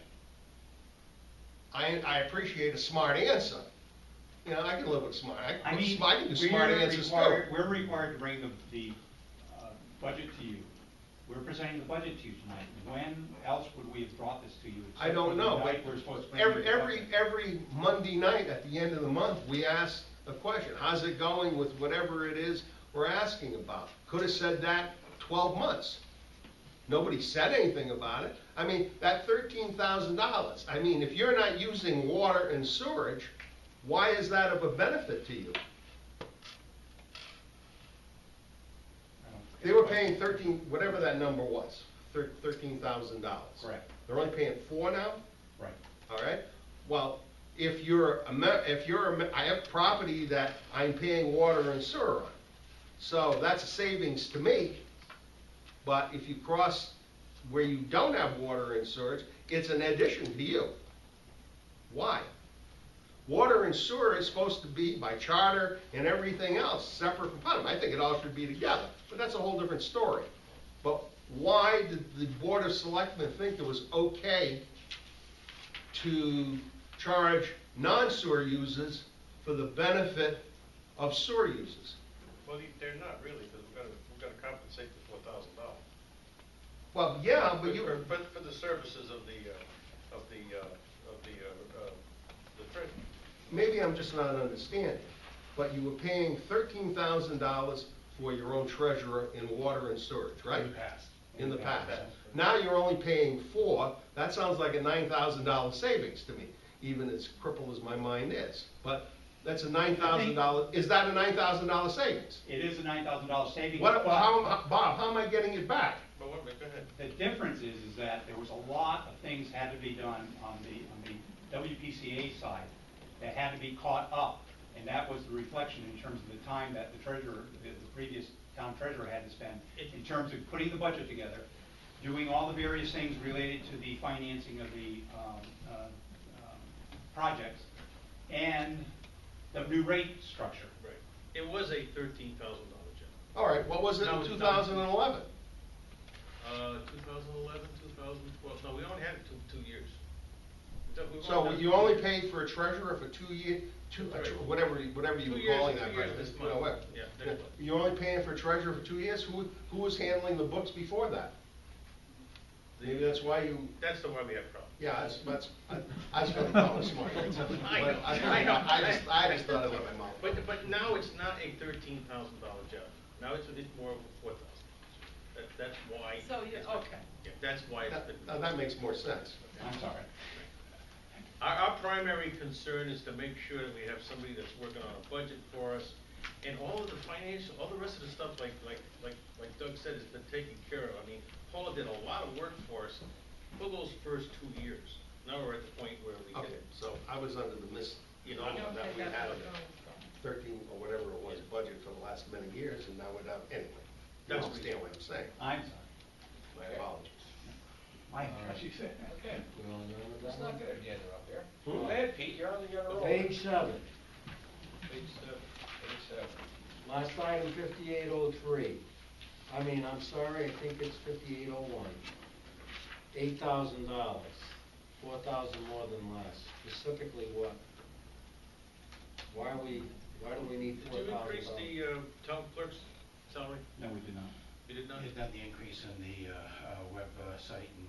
This is town clerk, we're in the town clerk. Done town clerk, right? Yep. Okay. Again, she's been trying to get her volume binders and restoration all caught up, so again, if it's a possibility to, go to the 8,000, it just gets us that farther in terms of her goal of trying to get the land records and things restored. I mean, we've cut that back in the past. That's good. Let's look at page 10. Regional probate court. Now, The mayor says 4144, the selectmen say 7443. Do we know the anticipated cost Yes. coming down next year, and does that reflect that? Is The that what that is? anticipated cost, the last change was made by the Board of Selectmen to reflect a one-time charge for the renovation of the new probate court chambers at the town of Brooklyn. It was done on a per capita basis, and so, $2,188. that's correct. Our initial review of the budget, we didn't have those figures at the time either. Next one's on page 11, ordinance codification maintenance. From 3,000 all of a sudden 4,500. Again, that reflects that we are trying to get the codification process completed. At the same time, we are, whenever we adopt new ordinances, it costs us money to get those ordinances incorporated into the code. Just another reason not to change. What page? 11? Next one I have is on page 12. 5640. Another $3,000 increase. Full It was 10,000. Why 640? Yeah, You only spent 2855 so far, till 228, and we're asking for 13. I don't get it. Is that not part of your fire station? No. So I would assume we can slash that off. We're gonna have to start slashing some stuff off. Just last year, we come from me. Is the armory being used? Yes. Well, in what respect? Well, you know, It's story things. I- The I birds was- use it. It's story I was things. here, I was here when the Little League asked to use it for batting practice, but I happened to go by there yesterday, and it looks to me like the high school's using it. The door's open, there was people going in there. Well, why would we want to know that?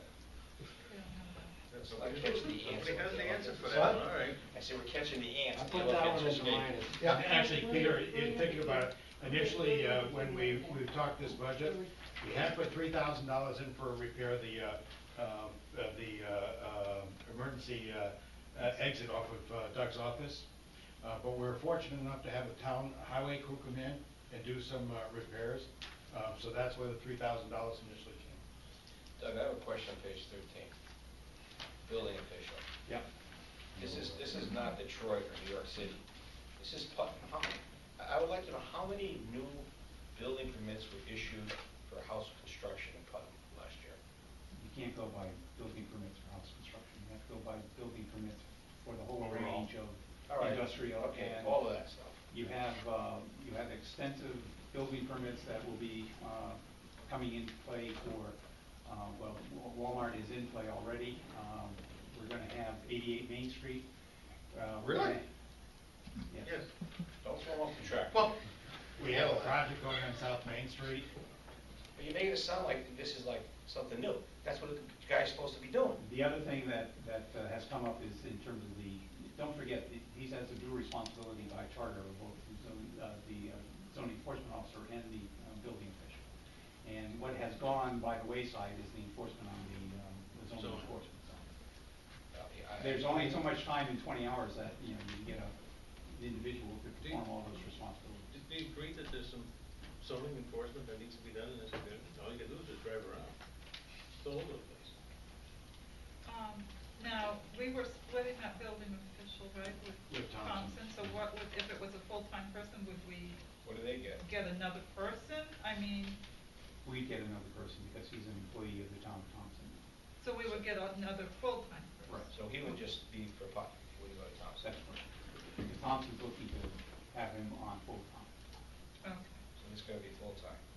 All we're seeing is increases here throughout this whole litany of increases. And I don't know where we're going from here with 2.5 mils or whatever the number is. Yep. If we can't cut that. 2 coffees a week. Huh? 2 coffees a week. You don't get too excited so far. They haven't made one cut yet. They're coming, Pete. Trust me. 14, 5502, part-time payroll, what's that for? That was a request by the department to put in for a part-time payroll to handle the clerk responsibilities for the AV meetings.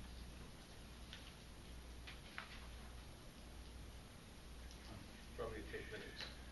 That's what I would think. Minutes? Yes, minutes. Somebody takes minutes. Who specifically is? Nobody specifically in mind. So what were we doing before?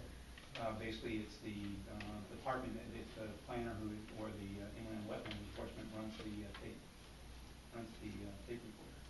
And what's the problem with that? Well, he's trying to explain, as we are trying to explain to you tonight, and also trying to keep track of who makes motions and everything else. So you want to have somebody like Denise there to be able to, take down the motions and those types of things, to know who, because listening to the tape sometimes is not the clearest thing. So you have an individual who's trying to be a Correct. planner, and at the same time, he's trying to be the recording secretary. I think That doesn't make sense. zoning, yes. I think I've been doing the zoning board of this for a long, long time. Enjoy doing that. But, I mean, we've had the same tape recorder since they had cassettes. And we continue to have the same cassette tape recorder. I've never heard anybody, I mean, I've watched the building official struggle to get it going and pushing the button. You know what? But he always managed to push the button. And he had to be there anyway as part of, I don't get that. why were we paying for two people to go? That makes no sense whatsoever. I'm sorry. You guys are hard on my mayor. Is what? You guys are hard on my mayor. So the mayor had actually cut it out, it's the selectman who put it back in. You're hard on my select. Yeah, the mayor must have had the right idea. Someplace here. That's gotta be one out. All right, just make a little note to yourself, and you can bring it before this board if you want to cut it or add to it. 15. You may add. 15 what? 5610. 28.6 from $10,000 increase. What's that? I'm sorry. 8,006. Yeah, 6,000. 6,000, right. That reflects to increase our capacity on our server. Things are really pretty slow right now, and we have a lot of people that are trying to use the server all at once, so we're trying to upgrade that to some degree of efficiency and effectiveness. Okay. It's new lines and New lines. upgrades and. Another reason to stay in this building. 16, 5512 Social Security. That seems to be a hefty increase. What was the reason behind it? It's based on all of the salaries. Yeah, it And all seems. the increases. If you cut any of the payrolls and things, of course, the Social Security will go down. It's matched at 7.65%. So whatever the salary is, the town has that requirement. That paper is based on all the current salaries listed under the selectmen's budget. Well, I don't understand that, because we're only given 2.5% increases. Plus you made the building official full-time, and we've also. Not yet. No, but this reflects that. Reflects that. Yeah. And you also are adding. Easy, you're tipping your hand, Peter. And also you're adding, Delta on as a full-time, 35-hour a week. See how these little things get in. And why are we doing that? Didn't know that. Where's that in here? No. We're not there yet. Oh, we're No, not we're there. gonna get to that. Oh, We're not there yet. He jumped right ahead. I would have missed it. 1428, I guess we have to do that. It's a resource. Page 18, it's a resource officer. The only question I had is we're doing one and. Tommy, I got a question on that. Yeah. We're paying 28 grand. The Board of Ed's paying 28 grand. And where's the other 28 grand coming from? The 28 grand was coming from, Was civil coming. services, right. It's not coming from there anymore? They eliminated it from their budget. So they eliminated from the budget. So you're on the hook, someone's on the hook for 28,000. We didn't know that at the time that we did this, Tony. So instead of a three-way split, now it's gonna be a two-way split. Well, Well, the Board of Ed's gotta put half in, if we're gonna put half in. this figure would be inaccurate if we had to split it as well. Why did they pay? That's the police budget, they took it out of the budget? They took it out of the budget. Special Service District recommended it not be in their budget. They cut their budget, I think. Do we by- have any insight into that, Mr. Mayor? Yeah, I know. The only thing I know is it was cut. Well, there's another story to that. Well, there may be, but I'm not aware of that story. But I believe, from what I've heard, they cut another $111,000 from their budget as well, so where that money comes from, I don't know. So you were gonna have one for the middle school, That's the it. elementary, and the high school. One guy do all three. And what were they going to do to start with? They were gonna start with one. Where did I get the one? And then they said they were gonna do three. Just No, one okay. $85,000. One guy's gonna do all three, right? Yeah, he can spend so many hours at the middle school, so many hours here, so many hours there. 85,000? $85,000. Get the summer off? Huh? You get the summer off? And he gets the summer off. No, he doesn't. I don't know. He goes back. What's he gonna do in the summer? He goes on regular duty with the police department. But they're not going- That's why Pay they, for that. that's why they would pay the That's 20 why they hours. cut it. And they're not going to pay them? No, apparently they want us to I'll take pay responsibility for for the some of year it. that he's in school. That's what they want us to pay for. The part of, that he's gonna be in school, 180 days. That's what it sounds like to me. They were on the radio saying what a great job this is, good for the police department, good for the kid, and they took it out of their budget? They took $111,000 out of their budget. And that was part of it. That was part of that. Well, think about it. I mean, if he's gonna work the summer for them, all right? I think He they worked, cut it in. is Bill still here? Bill's gone, but, from what, my conversation with Bill is, a resource officer would work for the school system 40 weeks a year. 40 weeks a year. Okay, there you go. So the other 12 is gonna work for the That's system. right. Correct. So what they're saying is they don't wanna pay any part of Of the our, 40, you know, yeah. of our cost. Oh, when I say our cost, I mean. So this is, Our this share. 26 isn't even So right much now. for safety. No, it's 28,637. Yeah. Yeah, there would be an inaccurate figure at this particular point. It would be an inaccurate figure in the Board of Ed budget as well. That's a lot of money, though, 85,000. That's what Benny's, Wow. that's salary and benefits. All benefits. 84,000. Would he have been well, it doesn't make any difference. You would, I think what the anticipation was take an existing officer and then you would, they would then hire another officer. Why go would- through training. Why not do that then? Is Well, that, that's not Well, my it's still, choice. it's still an $85,000 ticket item. it still would be an 80, is that what the policeman is? That's what it With costs all for the a benefits. policeman, right? Those 5 square miles. It's all our children know. Who's the chairman of the district, service district? One of the top Jerry ones. Carmel. Is it Jerry? Jerry. There's 9 of them, which one is it? Senior, junior? Senior. Junior. Junior.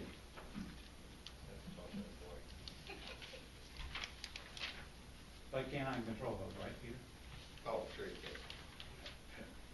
Page 21. Wait, let me give you a Oh, second. go ahead. Let's just say Mr. Benoit, with his scissor, cuts $28,000 out of that. Okay, because we can cut line items from your budget. Okay? What are they gonna do now? Can't hire anybody. They can't hire anybody, that's right. That's pretty crappy, I'll tell you that.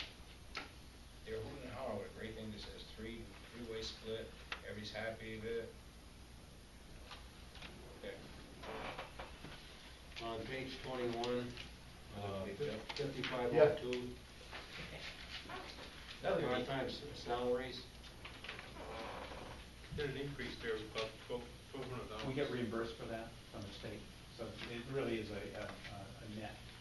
Where are those? It's revenue neutral because we get a. It's revenue neutral. We get a increased reimbursement from the So state. what do you have? You have one civil prepared director, you have one civil preparedness director, right? It's Eddie, isn't it? And, Eddie, right? Okay. And he gets 3920, is that it? And that gets reimbursed from the state. All And right. he does a great job.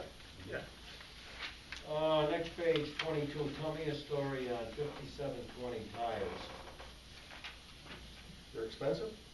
Is something gonna happen that we don't expect? or that Which we one, expect? Peter? Tires. 5720, tires. 5720. Tires, okay. Is it tires for the, Yeah. bigger vehicles, I think, this Yeah. year? They're heavier duty equipment, needs tire replacements this year, Peter, and they're very expensive. The unfortunate thing I see a pattern here going leaning to is that I keep seeing increases and no decreases.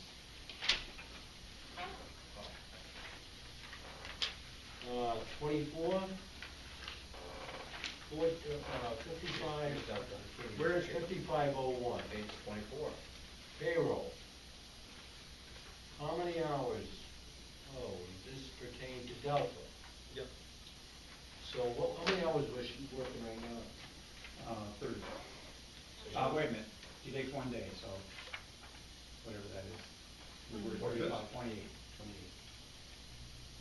And how's her job situation in terms of her responsibilities, and is she able to keep up with them at this point in time? Her Well, authority, or it's what? not only a matter of keeping up with it, it's because we have increased responsibilities because of grants we've received for the 88 Main Street project. She's working on the Cargill Falls project, which is one grant at least, but possibly the second grant coming there.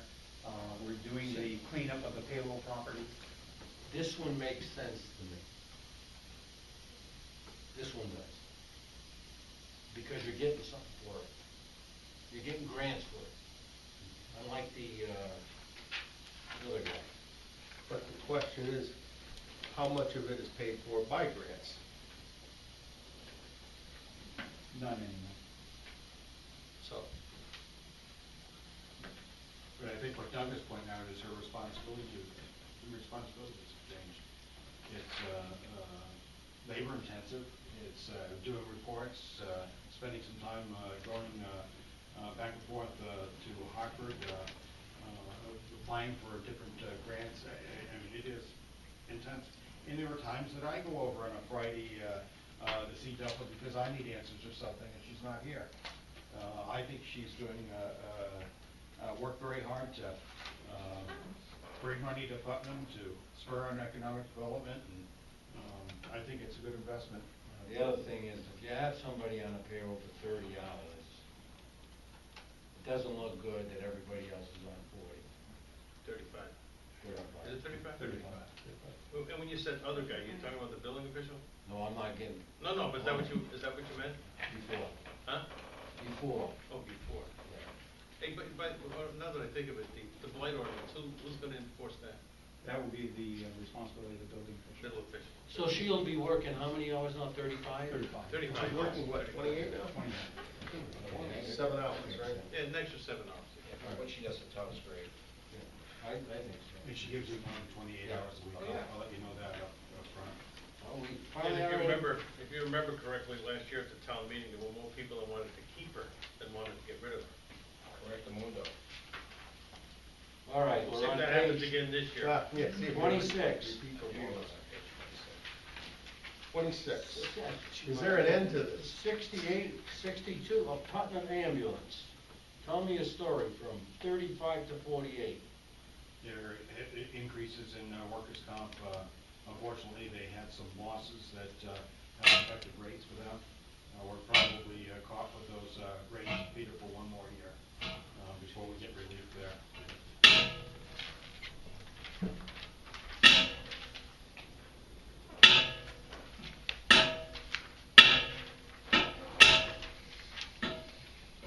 Historical Society? Sounds good, though. And No need to fix that where it is. Actually, that rate was actually reduced from initial request from 60 to 48. They were able to find some savings as well on the rates. That's all I had, Mr. Chair, on the general government. Well, I got some. Go ahead. Okay, I can't let you do it all. Page 28, grounds and parks, you got tires on there again. I don't understand that. Maybe they're burning them out. I don't know. Killing those mosquitoes. And you got tires again. But those are for the Parks and Rec, Parks and Yeah. Grounds Department. How many vehicles do they have? Parks and Grounds? About Yeah. 600. They still on They only have about 2 right now. Two. Oh, more than that. Parks and grounds, wouldn't that cover the bandstand? That's on the park, where we park. It's on item 5724, cost of field payments, field payment. We spend $500 a year for 2 vehicles every year for tires? 1,000. Tires. 500, 511, 12, that's another 345, 500, 500, and you want another 5, it seems like, for 2 vehicles, it seems like a lot of tires for a pickup truck that doesn't run in the wintertime. Just seems like a lot of But tires. they need for their maintenance vehicles as well, mowers and things of that nature. I have a question on page 29.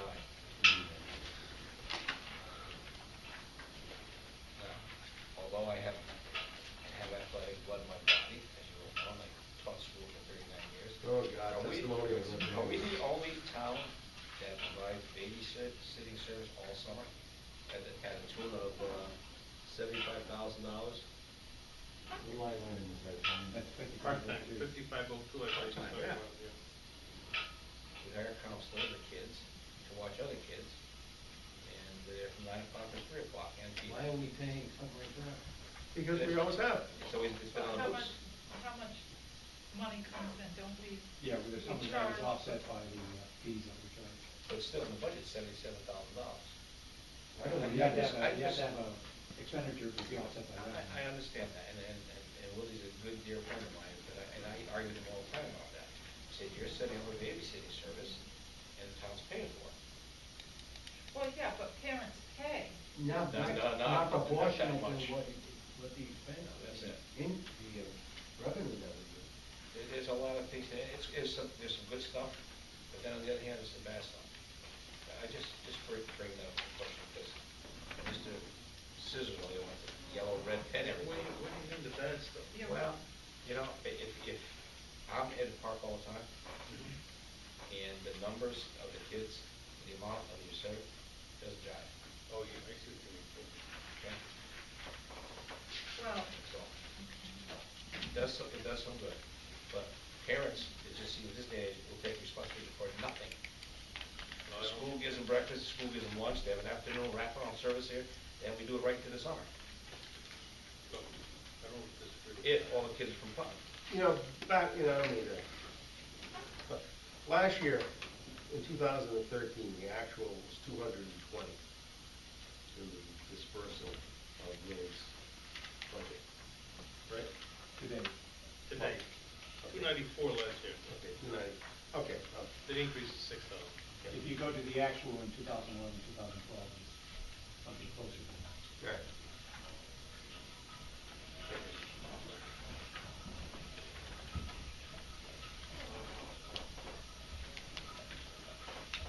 We okay with the historian?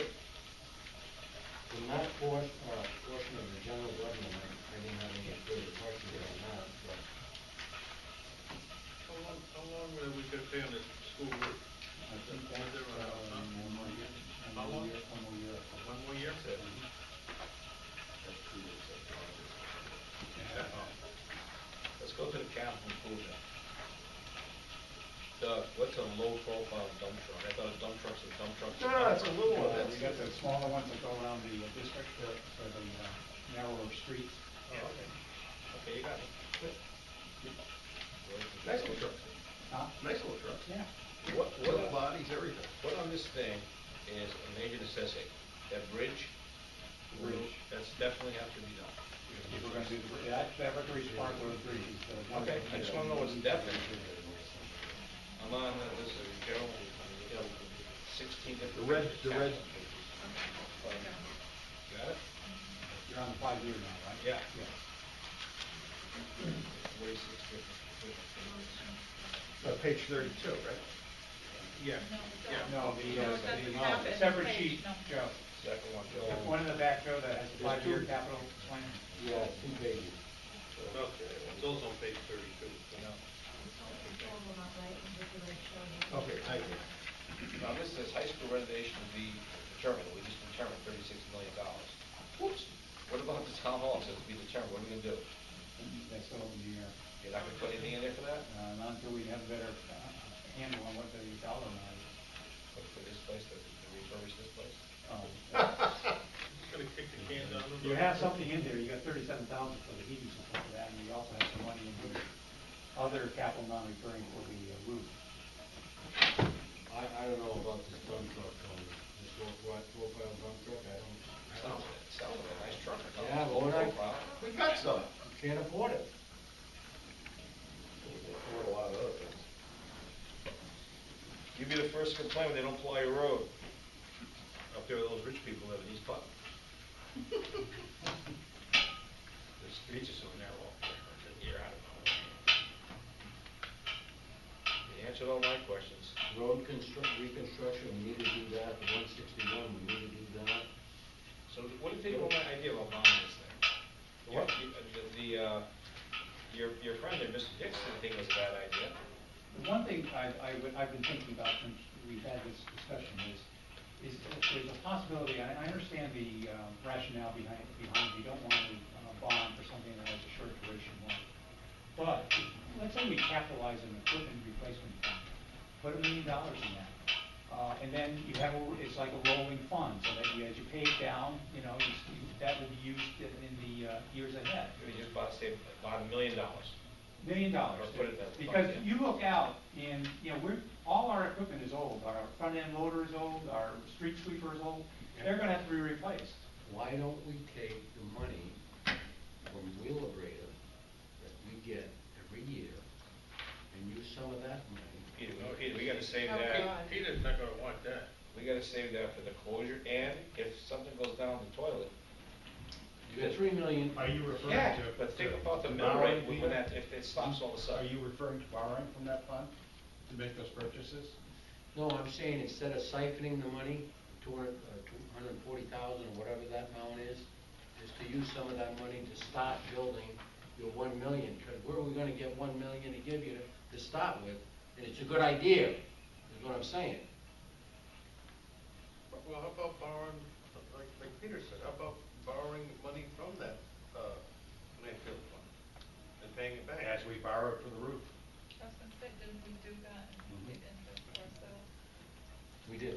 We Yeah, did. we- Is that square now, is that paid off? One more year. One more year. That's not a bad deal, not a bad That's what investment. we. And that will lower the mill rate? Percentage was what, 2%? It was less than that. Less than 2%. Less than that. Whatever that we get through the short-term investment fund from the state, which is where we typically invest Right, our funds. right, the You short got term. about 4 million in there, right? That's So the it's- Ashland, yeah. Yeah, With so the it's- current audit, we should have be 4 million in there. $4 million? So I would be totally against touching that money. Oh, if it's But to how be about paid borrowing? back, I don't, If it's to be paid back. yeah. that Yeah, is- all of it was Alone. wrong. As a loan. There's just so many things coming up. Our Same thing with the bridge, Tony, Oh, I you know. might thought Bridge. that, we're hit with a terrific, high amount of money on the bridge. Off the top of my mind, I wanna say it's a little over 500, well, it's spread out. But over $500,000, I think, on the bridges. Yes, I understand that. That we have to set aside. Again, if we were allowed to borrow some money from ourselves, and spread it out a little bit. I have no problem with To that. help, our budget, going forward, I think that's, I was leery when we first did that, but it worked out very well. Yeah, I think we can do that with some of the other things, Okay, I capital have purchases we need. Question for you, Doug. Our public hearing that we run is April 10th. April 9th, the day before, the superintendent's got a public, he runs that? No, that's the town's public hearing. That's the town meeting for the. No. He's running a public hearing on the school renovation. No, As that we is told the him. town meeting. No, he's talking about April 9th, they're running a Town meeting, meeting. there's a meeting that has to do with the, School. School. It's a Right, town on the meeting. radio. It's a Not a town town meeting. It's a meeting. town meeting. He said Okay. he said the 23rd is a town meeting. No, the 23rd is the referendum. Oh, okay, but when are the people gonna know what this is all about? I thought he said it was April 9th. And Yes. he's gonna present to the town. April 9th is the town meeting. That's when they're To gonna present make, the they're gonna make a project. PowerPoint Present. presentation, yes. And Who then does they go that? back and they vote? It's the Board of Education. Referendum So on it'll be, 23rd. Peter will introduce St. Ange will run the meeting, Well, and then Peter some. will introduce Ernie Cottonwar will run the meeting. Well, Bill's busy. Those, away that night. Okay, so Cutler runs the meeting, he calls on Hull or whoever, Merle, and then they'll discuss the school. They'll make a presentation and then they'll have a. And then the discussion. 23rd, we go to the ballot box. Referendum. Okay, so there's no vote that night. And that's perfect. That's right, you're right. And then the next day, we do the April 10th hearing. Call. Yeah. I had one question on it. What about this paint bandstand? Three years ago or so, Putnam Rotary gave the recreation fund $500-600 to paint two sides of that. So how can we be talking about 15 cops and not a paint bandstand? Where'd the price come from? Our recreation. Willie? So, what kind of condition is it in? I mean, is this something we can pass on? Well, again, we can pass on it, Peter, like we've passed on other things in the past. I've been down and looked at the bandstand, it's about due for paint. I don't think $15,000 seems like a lot of money to pay advance. It is. We're not talking about It is. intricate walls and all I kinds of don't know trim and where they stuff. got that Well, quote. you gotta build it, I mean. And again, we have to go out to bid, we had to plug the budget with a figure, it was a figure Fine, that, but he can do that for less money, I know he can. Yeah. And I agree with you, I went down, checked out, it does beat paint, It does. no question, and people love it in town. they do. I've been to every concert they had there. But we did two sides of that, Except the the service. Hudson Rotary Club, donation to the recreation. So that's a high number, The end of the I'd world. say. A high number. We took the number from what Willie presented us, and again, it Gold has to go out bond to bid, Peter would have to go out to bid. Yeah, understood. That's because I'm selling wood and paint, that's why it's still down.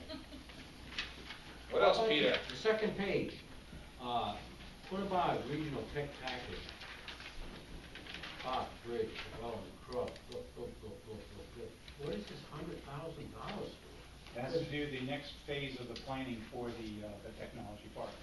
That's to do the survey work, that's to do the engineering for the installation of the utilities, that's to do the legal work that's required in terms of negotiations with the landowners, and to set up the structure for the administration and the marketing. And what do you think when is that gonna take place? If we get the approval from for the state of Connecticut this year for the bridge, then, we'll be using that pretty quickly. Which will mean this year or next year? Be this year. Let's see, so, town website. I go on the website frequently. I don't see anything wrong with our website. It's pretty. What's the problem with the website? It's not updated very often. Very It's pretty. unfunctional. It's unfunctional. Yeah. If you click on any of the links. You can't go you anyplace. can't go any, you have to hit the back button and you have to start all over again.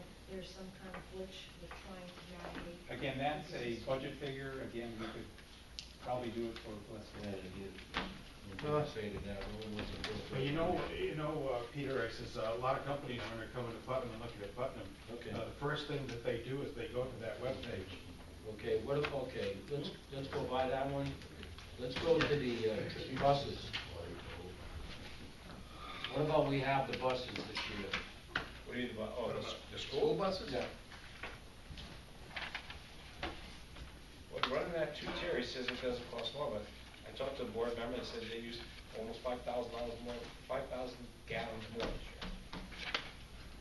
At $3 a gallon, 15 large right there. They're determined, and the vote was 7-2 to keep it the way it is. I won't put my argument with those people. So we get that down to 89, we can push the other one out to next year. We're not cutting anything here, so I mean. No, not tonight. There'll be a roundup later. Parking lot repair, I'm saying we can forego that. Joe hates it.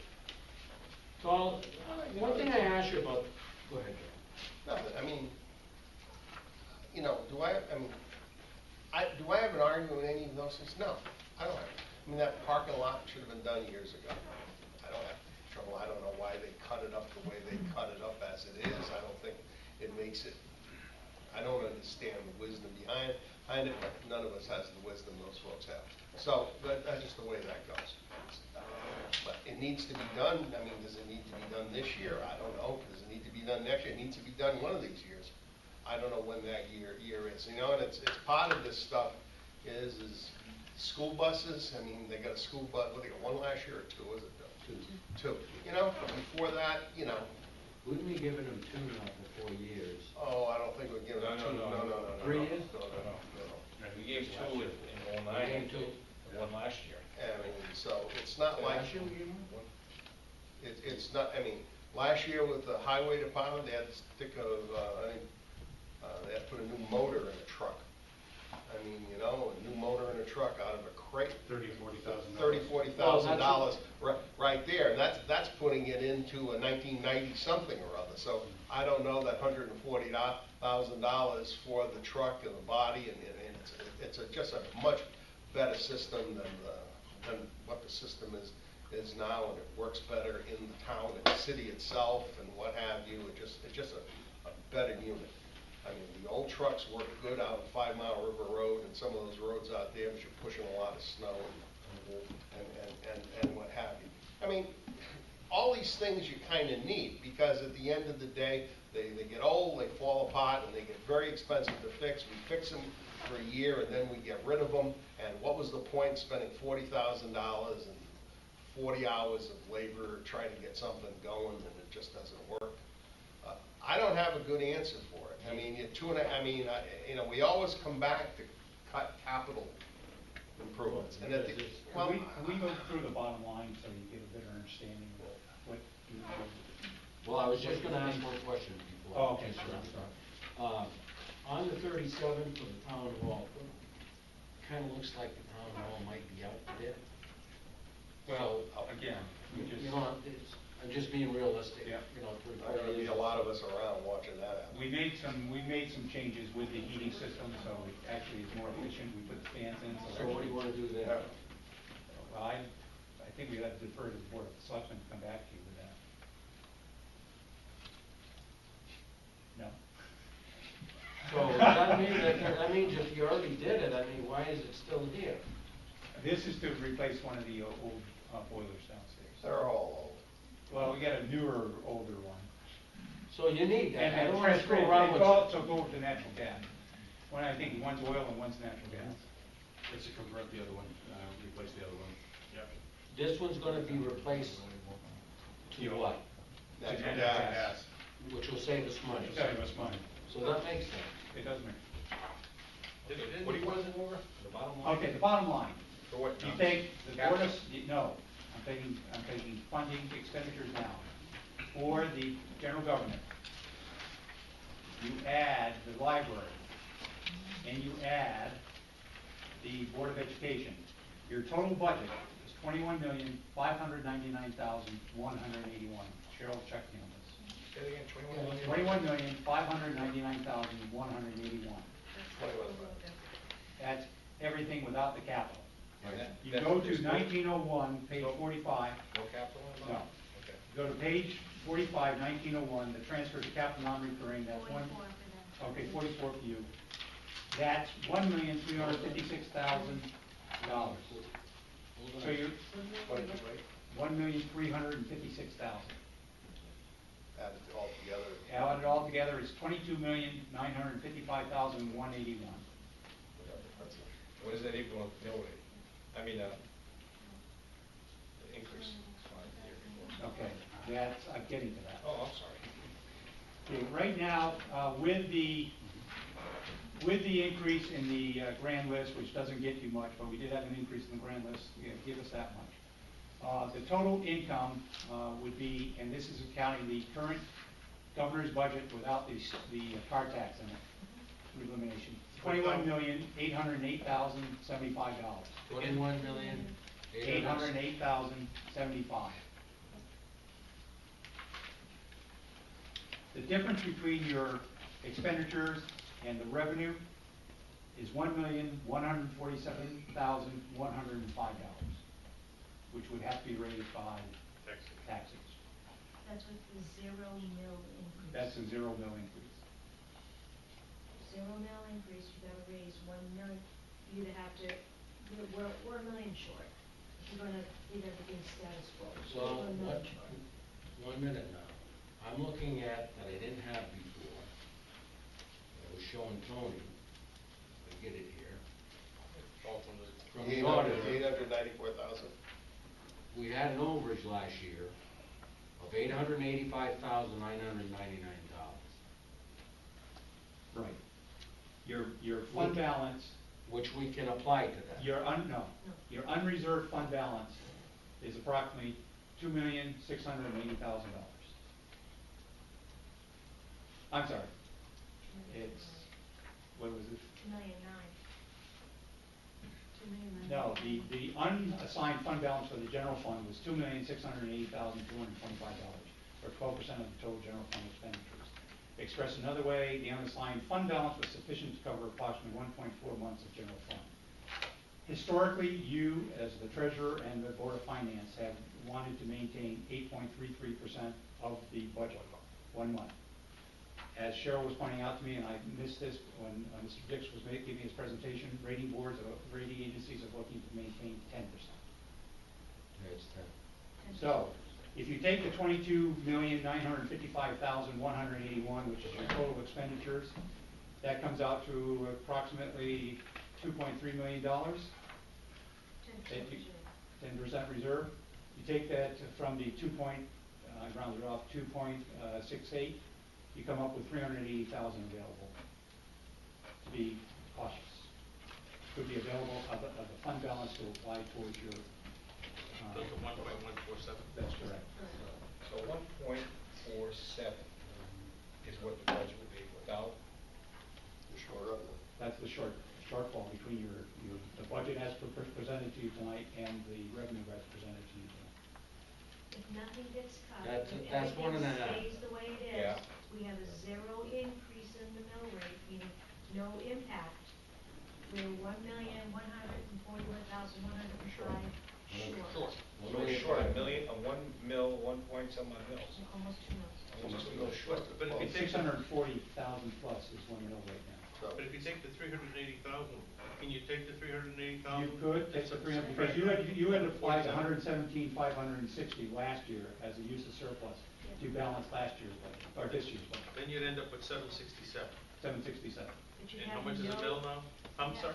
You have no undesignated fund balance to use for any emergencies. That means if Well- you went to do any additional appropriations, you would have to eat in to the 10% reserve, 10%, which is okay. going to affect your bond rating. If we don't have a 10% reserve, potentially, it could affect our bond rating inadvertently. And what's a mill? Yeah, but 649,000. Make that up. we would be going out for our bond rating very quickly, so that wouldn't affect us No. right at this particular point in time. Well, when we do the audit, if we are, well, we're getting ready, I mean, believe it or not, it's March, I mean, we're gonna start audit process in 3 months. If we, you know, when you designate out, when we go in for the 13-14 year, and we're preparing the financial statements for audit, I have to show, or the new treasurer will have to show what has been pledged for next year. So when we finish our audit and fund No, I balance get it. comes in, if we pledged for next year, and it's less than our 10% potential reserve, we've affected our bond rate. So if we went up to 12%, We're currently at about 12%, correct. Undesignated fund balance is about 12%. 12%? Yes. But if we, were. But, And if we But went we're and not vote, just we're not just spending this. Right? If we do nothing, If you do nothing, you're $1 million short. The way the budget's been presented, you did nothing, you're 1 point. if we accept the budget just the way they That's the are, way it is. we're still Well, $1 million but- short. Yep. What about our reserves in general government? General We're gonna government? bond. You only have the 2.6 million in undesignated Yeah, fund but we're balance. not just gonna spend. Only? Only. On this capital improvement stuff. well, the 1.147 Is Is short, that including the 899 from the overage from Yes, last it year? is. It is, so yes. if we're 1.147 short, that's really only 2 mils, right? Correct, 2 mils. Just about 2 mils. Just about 2 mils, so it's not 2 1/4. Which Yeah. is less than 2 Wow. mils. That's a cup Two and a half would of be a- coffee. yeah, but you Well, would buy expensive yeah, but- coffee. That's before you're talking about the school and the. And I library. hate to bring this up again, but we do have a premium stabilization reserve. But again, if you eat into that, then. You're in trouble. You're in trouble. I mean, it's about 900,000 right now. We are using 60,000 of that, as we did last year, we didn't have to use it last year. We're using 60,000 of that to offset the downside on the insurance. But I mean, Kathy mentions the school, now, the 1.83 or 2 mils that I saw here, that won't come 2 into years. effect till 2 years? 15. 2015, so it wouldn't be this year, it wouldn't be next year, it would be the year after. But the way it was structured, if you took that, his recommendation would be only 1 point. 1.7, I think it was, yeah. He was talking about, when you look at his information, his paperwork there, instead of 2 mils, instead of 1.83 would be 1.17. So Cheryl, let me ask you a question. Please, sir. This board cut, let's say, $500,000 out of all the budgets, Yep. okay? Then we'd be short half of that. Yeah, I So mean, if do you're you 1.1, you're $600,000 Okay. short. If you cut $500,000 out of the budget, whether it's a combination of the new 5-year plan, tell the school you need to cut, the selectmen and their or the mayor's budget cut, we're still $600,000 short of 1 mil. 1 mil, yeah. Now, 1 mil. 1 mil. So 1 mil. you raise it, 600 you is raise about it, 1 mil. so that would raise taxes, Correct. and they'd have nothing to show for it. Everything would be just like last year. Correct. Funded. Right. Holy I have to admit that I am not, I'm a very conservative person. I never like to have I always like to have a little bit of money in the savings account, because inevitably, something's gonna happen and we need to fund it. Something's going to happen, and it's just human nature. I hate, but then again, as a taxpaying citizen, if I'm seeing there's $600,000 of undesignated fund balance, I want some of my money back. I want some of my money back. My feelings are, you have your 10% reserve, that rest of that money means that you overtaxed me. So if I'm looking at both sides, I prefer give some money back to the citizens by way of a reduction of the mill rate, by using some of the reserves to offset your budget. But there's going to be an increase. I mean, I don't think you're seeing any of the papers where there's not a single town this year not coming in with some type of an increase. The 3 or 4 years of zero increases that most towns have seen have gone. Everyone has depleted their undesignated fund balance. Everyone's depleted their savings accounts. So I think a little bit of both. I got a question. This goes back to, I don't know, there's so many different pages here. Page 32. What about this, this is the red one, not capital non-recurring. Yes. Those are right. What about, I mean, 5,000 is 5,000. What about these radios? The radios, that's because they need to be up, we have the same thing with WPCA. They're changing all the frequencies. It's just one of those. Well, they had 2,500 last year, that's why I brought it up. Yeah. It's 5,000. Yeah, it's 5,000. I mean, that's what I understand about the radio But, situation. but back to, exactly what you're talking about. If Mr. Cutler or the mayor, what have you, went back to wherever it is and said, okay, 5,000 here, 4,000 here, 10,000 here, whatever it is, how much can you realistically get it down? I don't know. Do you need a full-time building official? I don't know. Do you need a full-time something or other? Do you need another 10,000, 5,000, 2,000, whatever it is? But I don't know the answer to that. I know everybody wants whatever they want because they want it. I appreciate that. And I don't think anybody's in this town's any different than any other place. We want the new dump. Well, yeah. I don't know. What's the answer to that? Is this? I think, Joe, if you came back to us and you said you've got to cut your budget $200,000, I think the Board of Selectmen, has a special meeting and we go through page by page and we figure out where we can cut. You've been gracious with us in the past to not cut particular line items, but give us a bottom line, and we've worked with that bottom line. I think it's difficult to do this like we're doing it and do it on a line item. I think it's just about. And we'd rather you do it. I just about think it's impossible. Given the circumstances, the lateness of the budget, and what have you, and everything else, to sit here and go through whatever the pages, whether they're this 32 or that 32 page or whatever it is, to get line by line items is difficult. A difficult thing to do in a one-shot deal in this Right. type of form. You need to sit down and talk about it for a little bit. You do this and this will get you that. I don't know how to do that in this thing. We could say, as a board, cut it whatever that decimal percentage is, whatever that may be, and then, we get into the argument of a bid and an ask. I'll give you 3 if you'll give me 2. I don't do that. I definitely think money's got to be, I just personally can't understand how the citizens of Putnam accept 2 millionaires. Never. Not gonna happen. I've been on this board 20-some odd years, and we couldn't get a I'd get quarter. that. Couldn't get a quarter. And it was a mill last year. I don't know. You go to multiple referendums, that's and you'll end crazy. up having to cut. More. And part of the thing which has absolutely nothing to do with the mayor's office, what have you. This is all, you know, and at the meetings where we had the selectmen and everybody else, Board of Finance, and one of the things that was said at that meeting, which is kind of the chickens coming home here, is that all this stuff's gonna land at once.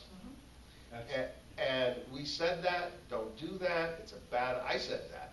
You know, whether anybody heard me or not, it's a bad idea, don't do it all at once. And we're pretty much told that they'd be going around and selling their goods and what have you, and everything would be just fine. I don't know if it is going to be fine. You know, they come out with Plan B and what have you. Is that but I mean, I don't know. Is this just a rush to get it all done at once, and however it happens, it happens? I mean, hopefully, I don't know. I mean, but we're going to be talking about a lot of mills at the end of the day here. I think what has happened, it's all accumulated. Yeah. For the last 5 or 6 years, we keep kicking the can down the road, 10 saying, years. well, we're not ready yet. It's not a good time.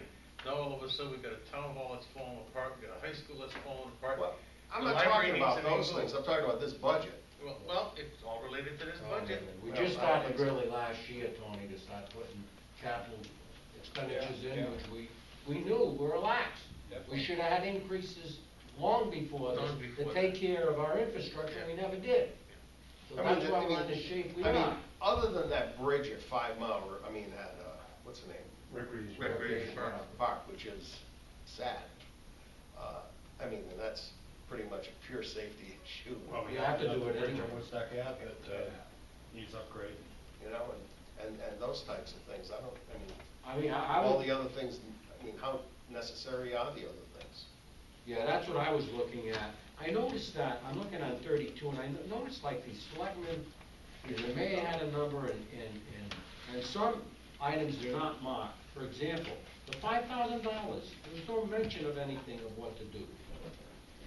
Well, the small radios, Yeah, right. that's no longer in the budget, it's taken out. Oh, it was taken out. Correct. If you do not see it over in the selectmen side, it is not within the budget totals. Those were the original department requests, then you have the mayor's. So I look at the selectmen's, and that's what I'm looking at. Absolutely. That's the number you're using. Yes, sir. And are you taking also into consideration the potential $500,000 from the Board of Ed, or $250,000 from the Board of Ed? For what? Because that's what they want for an increase. Oh, yeah. Well, yeah, no, this is, Separate. no cuts. This is straight, everybody's wish list, nothing's happened. No, I'm talking now about the Board of Ed. The Board of Ed, yeah, That's in there. absolutely, that's part of your 1.1. That's Yeah, That's that's the part wish of the list. 1.1, yeah. Absolutely. Because he was adding it all up. That's everybody gets whatever they want. So, Correct. Well, the mayor mentioned something about if we asked him to cut 200,000, right? That's what you said, that he would go back and meet with your people and with the Board of Selectmen. I have to meet with the Board of Selectmen, we'd go from page to page and make recommendations to what can be cut. I'll tell you this, Pete, I've always been under the impression that you're the mayor, the selectmen, you know what you have to do. And I know we can do line item by line on us, but I just assume give you a number, say, Pete, you gotta cut this much, that's it, you basically. I agree. Figure out where you gotta cut. Same thing with the Board of Ed. You Since gotta- I've been on the Board of Selectmen, you've been gracious enough to give us that leeway. You got the We expertise. have priorities and what we think we need to do, and We're just giving you a different viewpoints, and again, our number one priority is the taxpayer. absolutely. And You know, what's your and you think about the future of Putnam, and we think about the future of Putnam in a school, a library, other capital expenses, a town hall, and many other things that may come down the road. You know, how do we present that to the people of Putnam and have it be acceptable? It's gonna be a tough fight. But, Tony, you take a job and you do a job and, a great number of years, nothing was done. So I assumed a responsibility to find out what those bottom line numbers were. How do we bring our school up to date? How do we bring our fleet up to date? How do we make the town hall an acceptable place to hold a meeting or work and, and I assumed those responsibilities and I came up with numbers. Right. Where would we be today without having those numbers going forward in the future? What would we know? We'd know nothing. But just like you said, numbers, and Joe. They're numbers. There has to be a trust and a faith. And, again, Bill wants to do the school, now we need a new high school. But don't blow smoke up our fanny telling me there's gonna be 358 kids in 10 years. Where do you get that number from? Some consulting firm? Survey. What? How many new houses are here? How many kids moving in? We're giving away the farm as it is. Well, we've given you more things to think about. We put the numbers in front of you now. You know what to anticipate for the future. How we obtain those goals, or how we upgrade the high school, how we bring our fleet up, how we manage the town hall and renovations. We know now. We have a ballpark figure to where we're going. Yeah, we're in the hole to almost $1.5 million. The other point to take into consideration is the increase of business and tax revenue with regard to Walmart, Wheelabrator, for this coming year. That could be sizable. We don't know how viable that's gonna be either. That could be closed down tomorrow by the state. Who? Wheelabrator. Wheelbarrow. Oh, Wilbur. Sure. We're the town with the goose that laid the golden egg. And you're gonna get X amount of dollars from them every year, until somebody shuts it down, if in fact it does get shut down. So we're talking to get it down to 600,000, which is a mill. 600 Less. would be a little less than a mill. 649 is a mill. 650. May I ask a question? I know You you're certainly can, Cheryl. It's the first time I ever met you. It's very nice of you. Come to this meeting. That's because you weren't happy. I was that. Yes, they got the I've last got one. it loud and clear that we're not happy with the sheets, so. Well, first of all, Cheryl, I don't want to talk to you, but I need a magnifying glass. To read First thing I them. want to do is Okay, order or get a copy machine that makes it print. How can you see that? okay. Glasses. Would you like, do you not want each department on a separate piece of paper? You need it We on thought that separate. having No, each that's department fine. No, separate. that's fine. would- Can't see it. You want, well, it's difficult to make it bigger on an 8.5 piece of Right. paper and have all of this information in here. Your type size, It's there's very nothing, difficult. there's nothing you can do to get that type size. Right. to I fit mean, that I sheet. could take out, we could take out the unaudited, 10, 11. I mean, really and truly, I guess, do we really need to see unaudited 10, 11 anymore? We probably need to take- Nobody's asked that well, question. I mean, I'm sure there's a, sure it's, I mean, I could take out some things, we could take out the estimates. I mean, if I take out certain things that maybe is not important at this point What for do you think, presentation I got a purposes, suggestion, I can but take for them our out. own, for our own. You do this every day, that's your I expertise. mean, Do but it. you could do this You could take them. on legal paper. Absolutely, we I could, mean, it's more. if they print it on legal paper, you could, well, Yeah. Doug's got some, you could read it. Doug's eyes are being saved at the moment. Right. While we're No, this is still- only Just, I was using the same just form more here. money That would make being more sense spent than anything. right there on legal paper for the people upstairs. I can hear that now. If you, Purchase illegal and anticipate. Well, you know, we The could budget. buy Just give a one. box of legal paper from Staples, Just give and one. run it.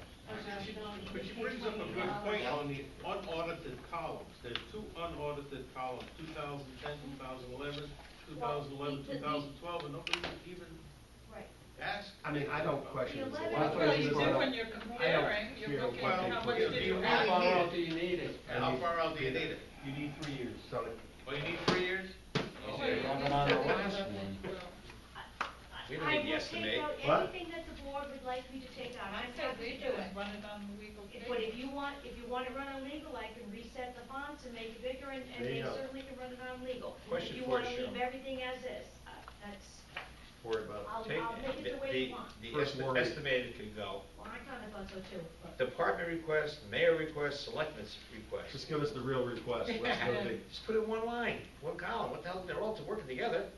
They were, but They're we different were numbers, trying, though, so. we wanted, okay, this is what the department said, then the mayor did their cuts, and then the selectmen did their cuts, and then You know, the the board theory- of finance, so As the everyone charter would be tells able you, to that's see the way it has to be presented. see the Theory of too much information. Thank you, Peter. I'm sorry. Okay, We gotta be- read the charter. we gotta be careful, Tony. Pete will be back and telling us anything. Ah, you know. All right, Peter, thank you very much. Doug, thank you very much. Cheryl, very nice meeting you, and thank you for your expertise. Actually, What's the bottom line? it was a pleasure having you You're all. not saying anything tonight. Oh.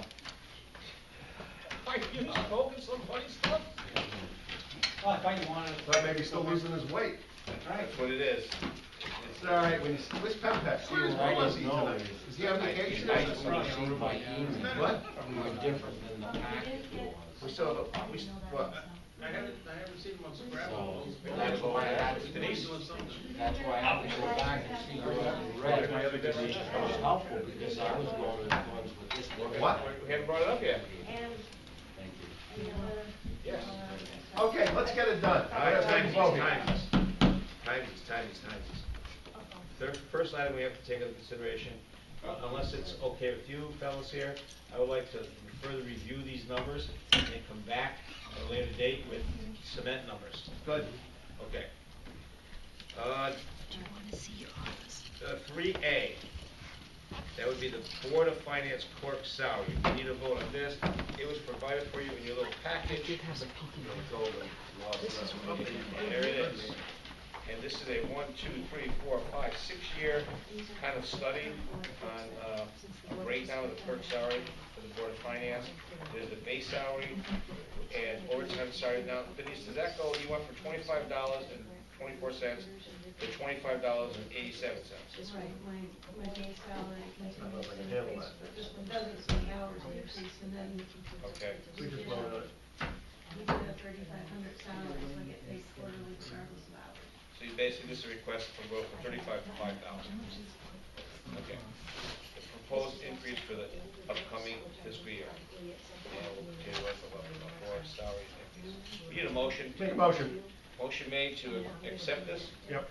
To accept the town clerk's compensation to go from 3,500 to 5,000. Is there a second? The chair will second that. Motion made, second. Discussion? I think it's too high.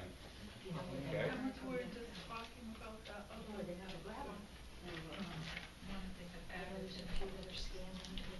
I would rather go to like 4,000 because it's so sort of like coincides with what the total number sheet and the actual is.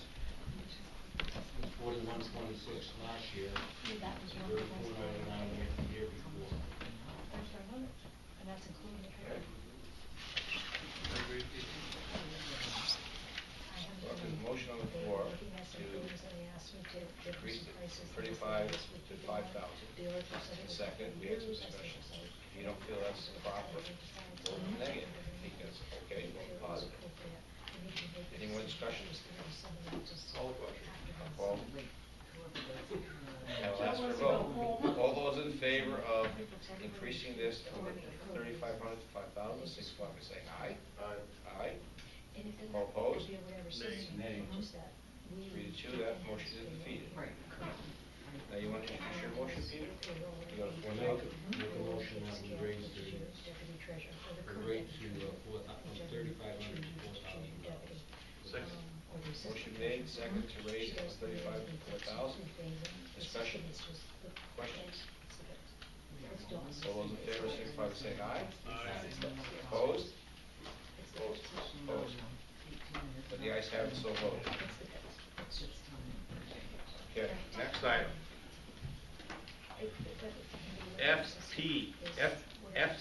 RFP, audit firm, to stay with grant for vote required. What's the deal with this, Denise? Pete, I'm getting dizzy right The now. deal is we have to have an auditor in place to start the fiscal year June 30th. The last time we went out to RFP, we had already received the RFPs in March. And it doesn't really, in a certain respect, it doesn't give you much time in terms of going out for an RFP and getting the new person on board and then having them, if that's the case, to start the process. But you don't want these, the guys we just had. If they merge, Pete, that's the problem. Well, I did talk to Cheryl, and Cheryl works with other towns as you Yeah. know, and she's had this audit firm in the past and not had the issues that we had this year. And of course, Putnam wasn't the only town that was affected. I believe Canterbury was affected as well. But I also took the initiative to talk to Paula a little bit about it. I talked to Paula a couple weeks ago. I gave Paula a call, and the one suggestion that Paula had is if we did go out to bid on this at this particular point, we're probably in trouble as far as going out to bid, but there is available resource to the number, or the audit firms that are available through the state of Connecticut. And the last time Paula said that we bid it, we really didn't get any reaction to our proposal when we sent it out, other than going directly to these audit firms to see if there's an interest for somebody coming into Putnam. We didn't get any response, so. What's the best interest in the town fund? Stick with these guys for another year, and then at least they're familiar with us. I would suggest that you and I and Mayor and Cheryl have a heart-to-heart, or have a heart-to-heart with them and explain To this firm. to this firm. Well, I can be Okay, very, that's a good idea. I can be very hard on these guys. And I think we need to be. Okay. So with that said, is there a motion to accept RFP as an audit firm for Putnam? Is there a second? Motion made, second, to have RFP be the auditing firm for next year, with the proviso that we'll have Grant Thornton. With the proviso that we will talk to mayor, myself, business manager, and she get. Under the current RP, you can grant them 1-year extensions, so you're granting them a 1-year extension for. Okay. With that said, all those in favor, signify by saying aye. Opposed? Abstentions? Ayes have it, so voted. Next item. We'll have to get it done and get there. You're worse than Peter. Okay, now, schedule the audit representative. Okay. Do you want these fellows here at the next meeting? You have to. Yes, we have to. Okay, hook them up, Dave. I mean, we have to have some official determination that yes. this is your audit for the year ending June 30th, 20. So we have to vote on, for them to come to the next meeting? Yes. You have to vote on them to come for next? No. Okay, Just if you want. it says voting for it. Okay. Okay. Got it. So, with that said, is there any other legal business coming before this board? Are you saying the budget as is to this hearing? No. We have to have another meeting to get squared away what we're gonna do. You can have a special meeting, Tony? Oh, okay. I understand.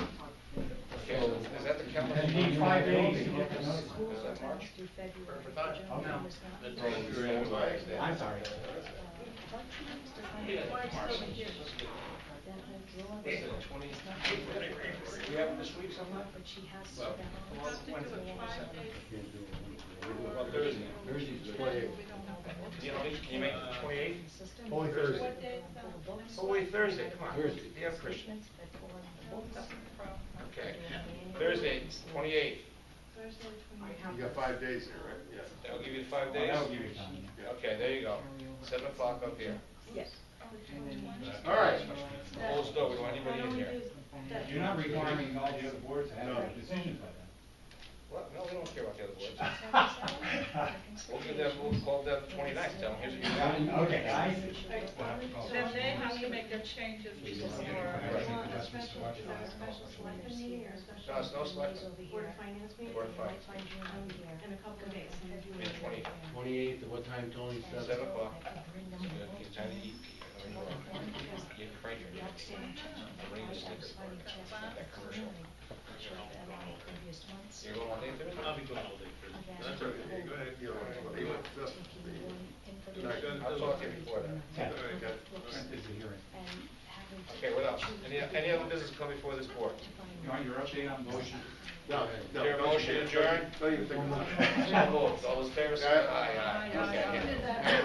Okay.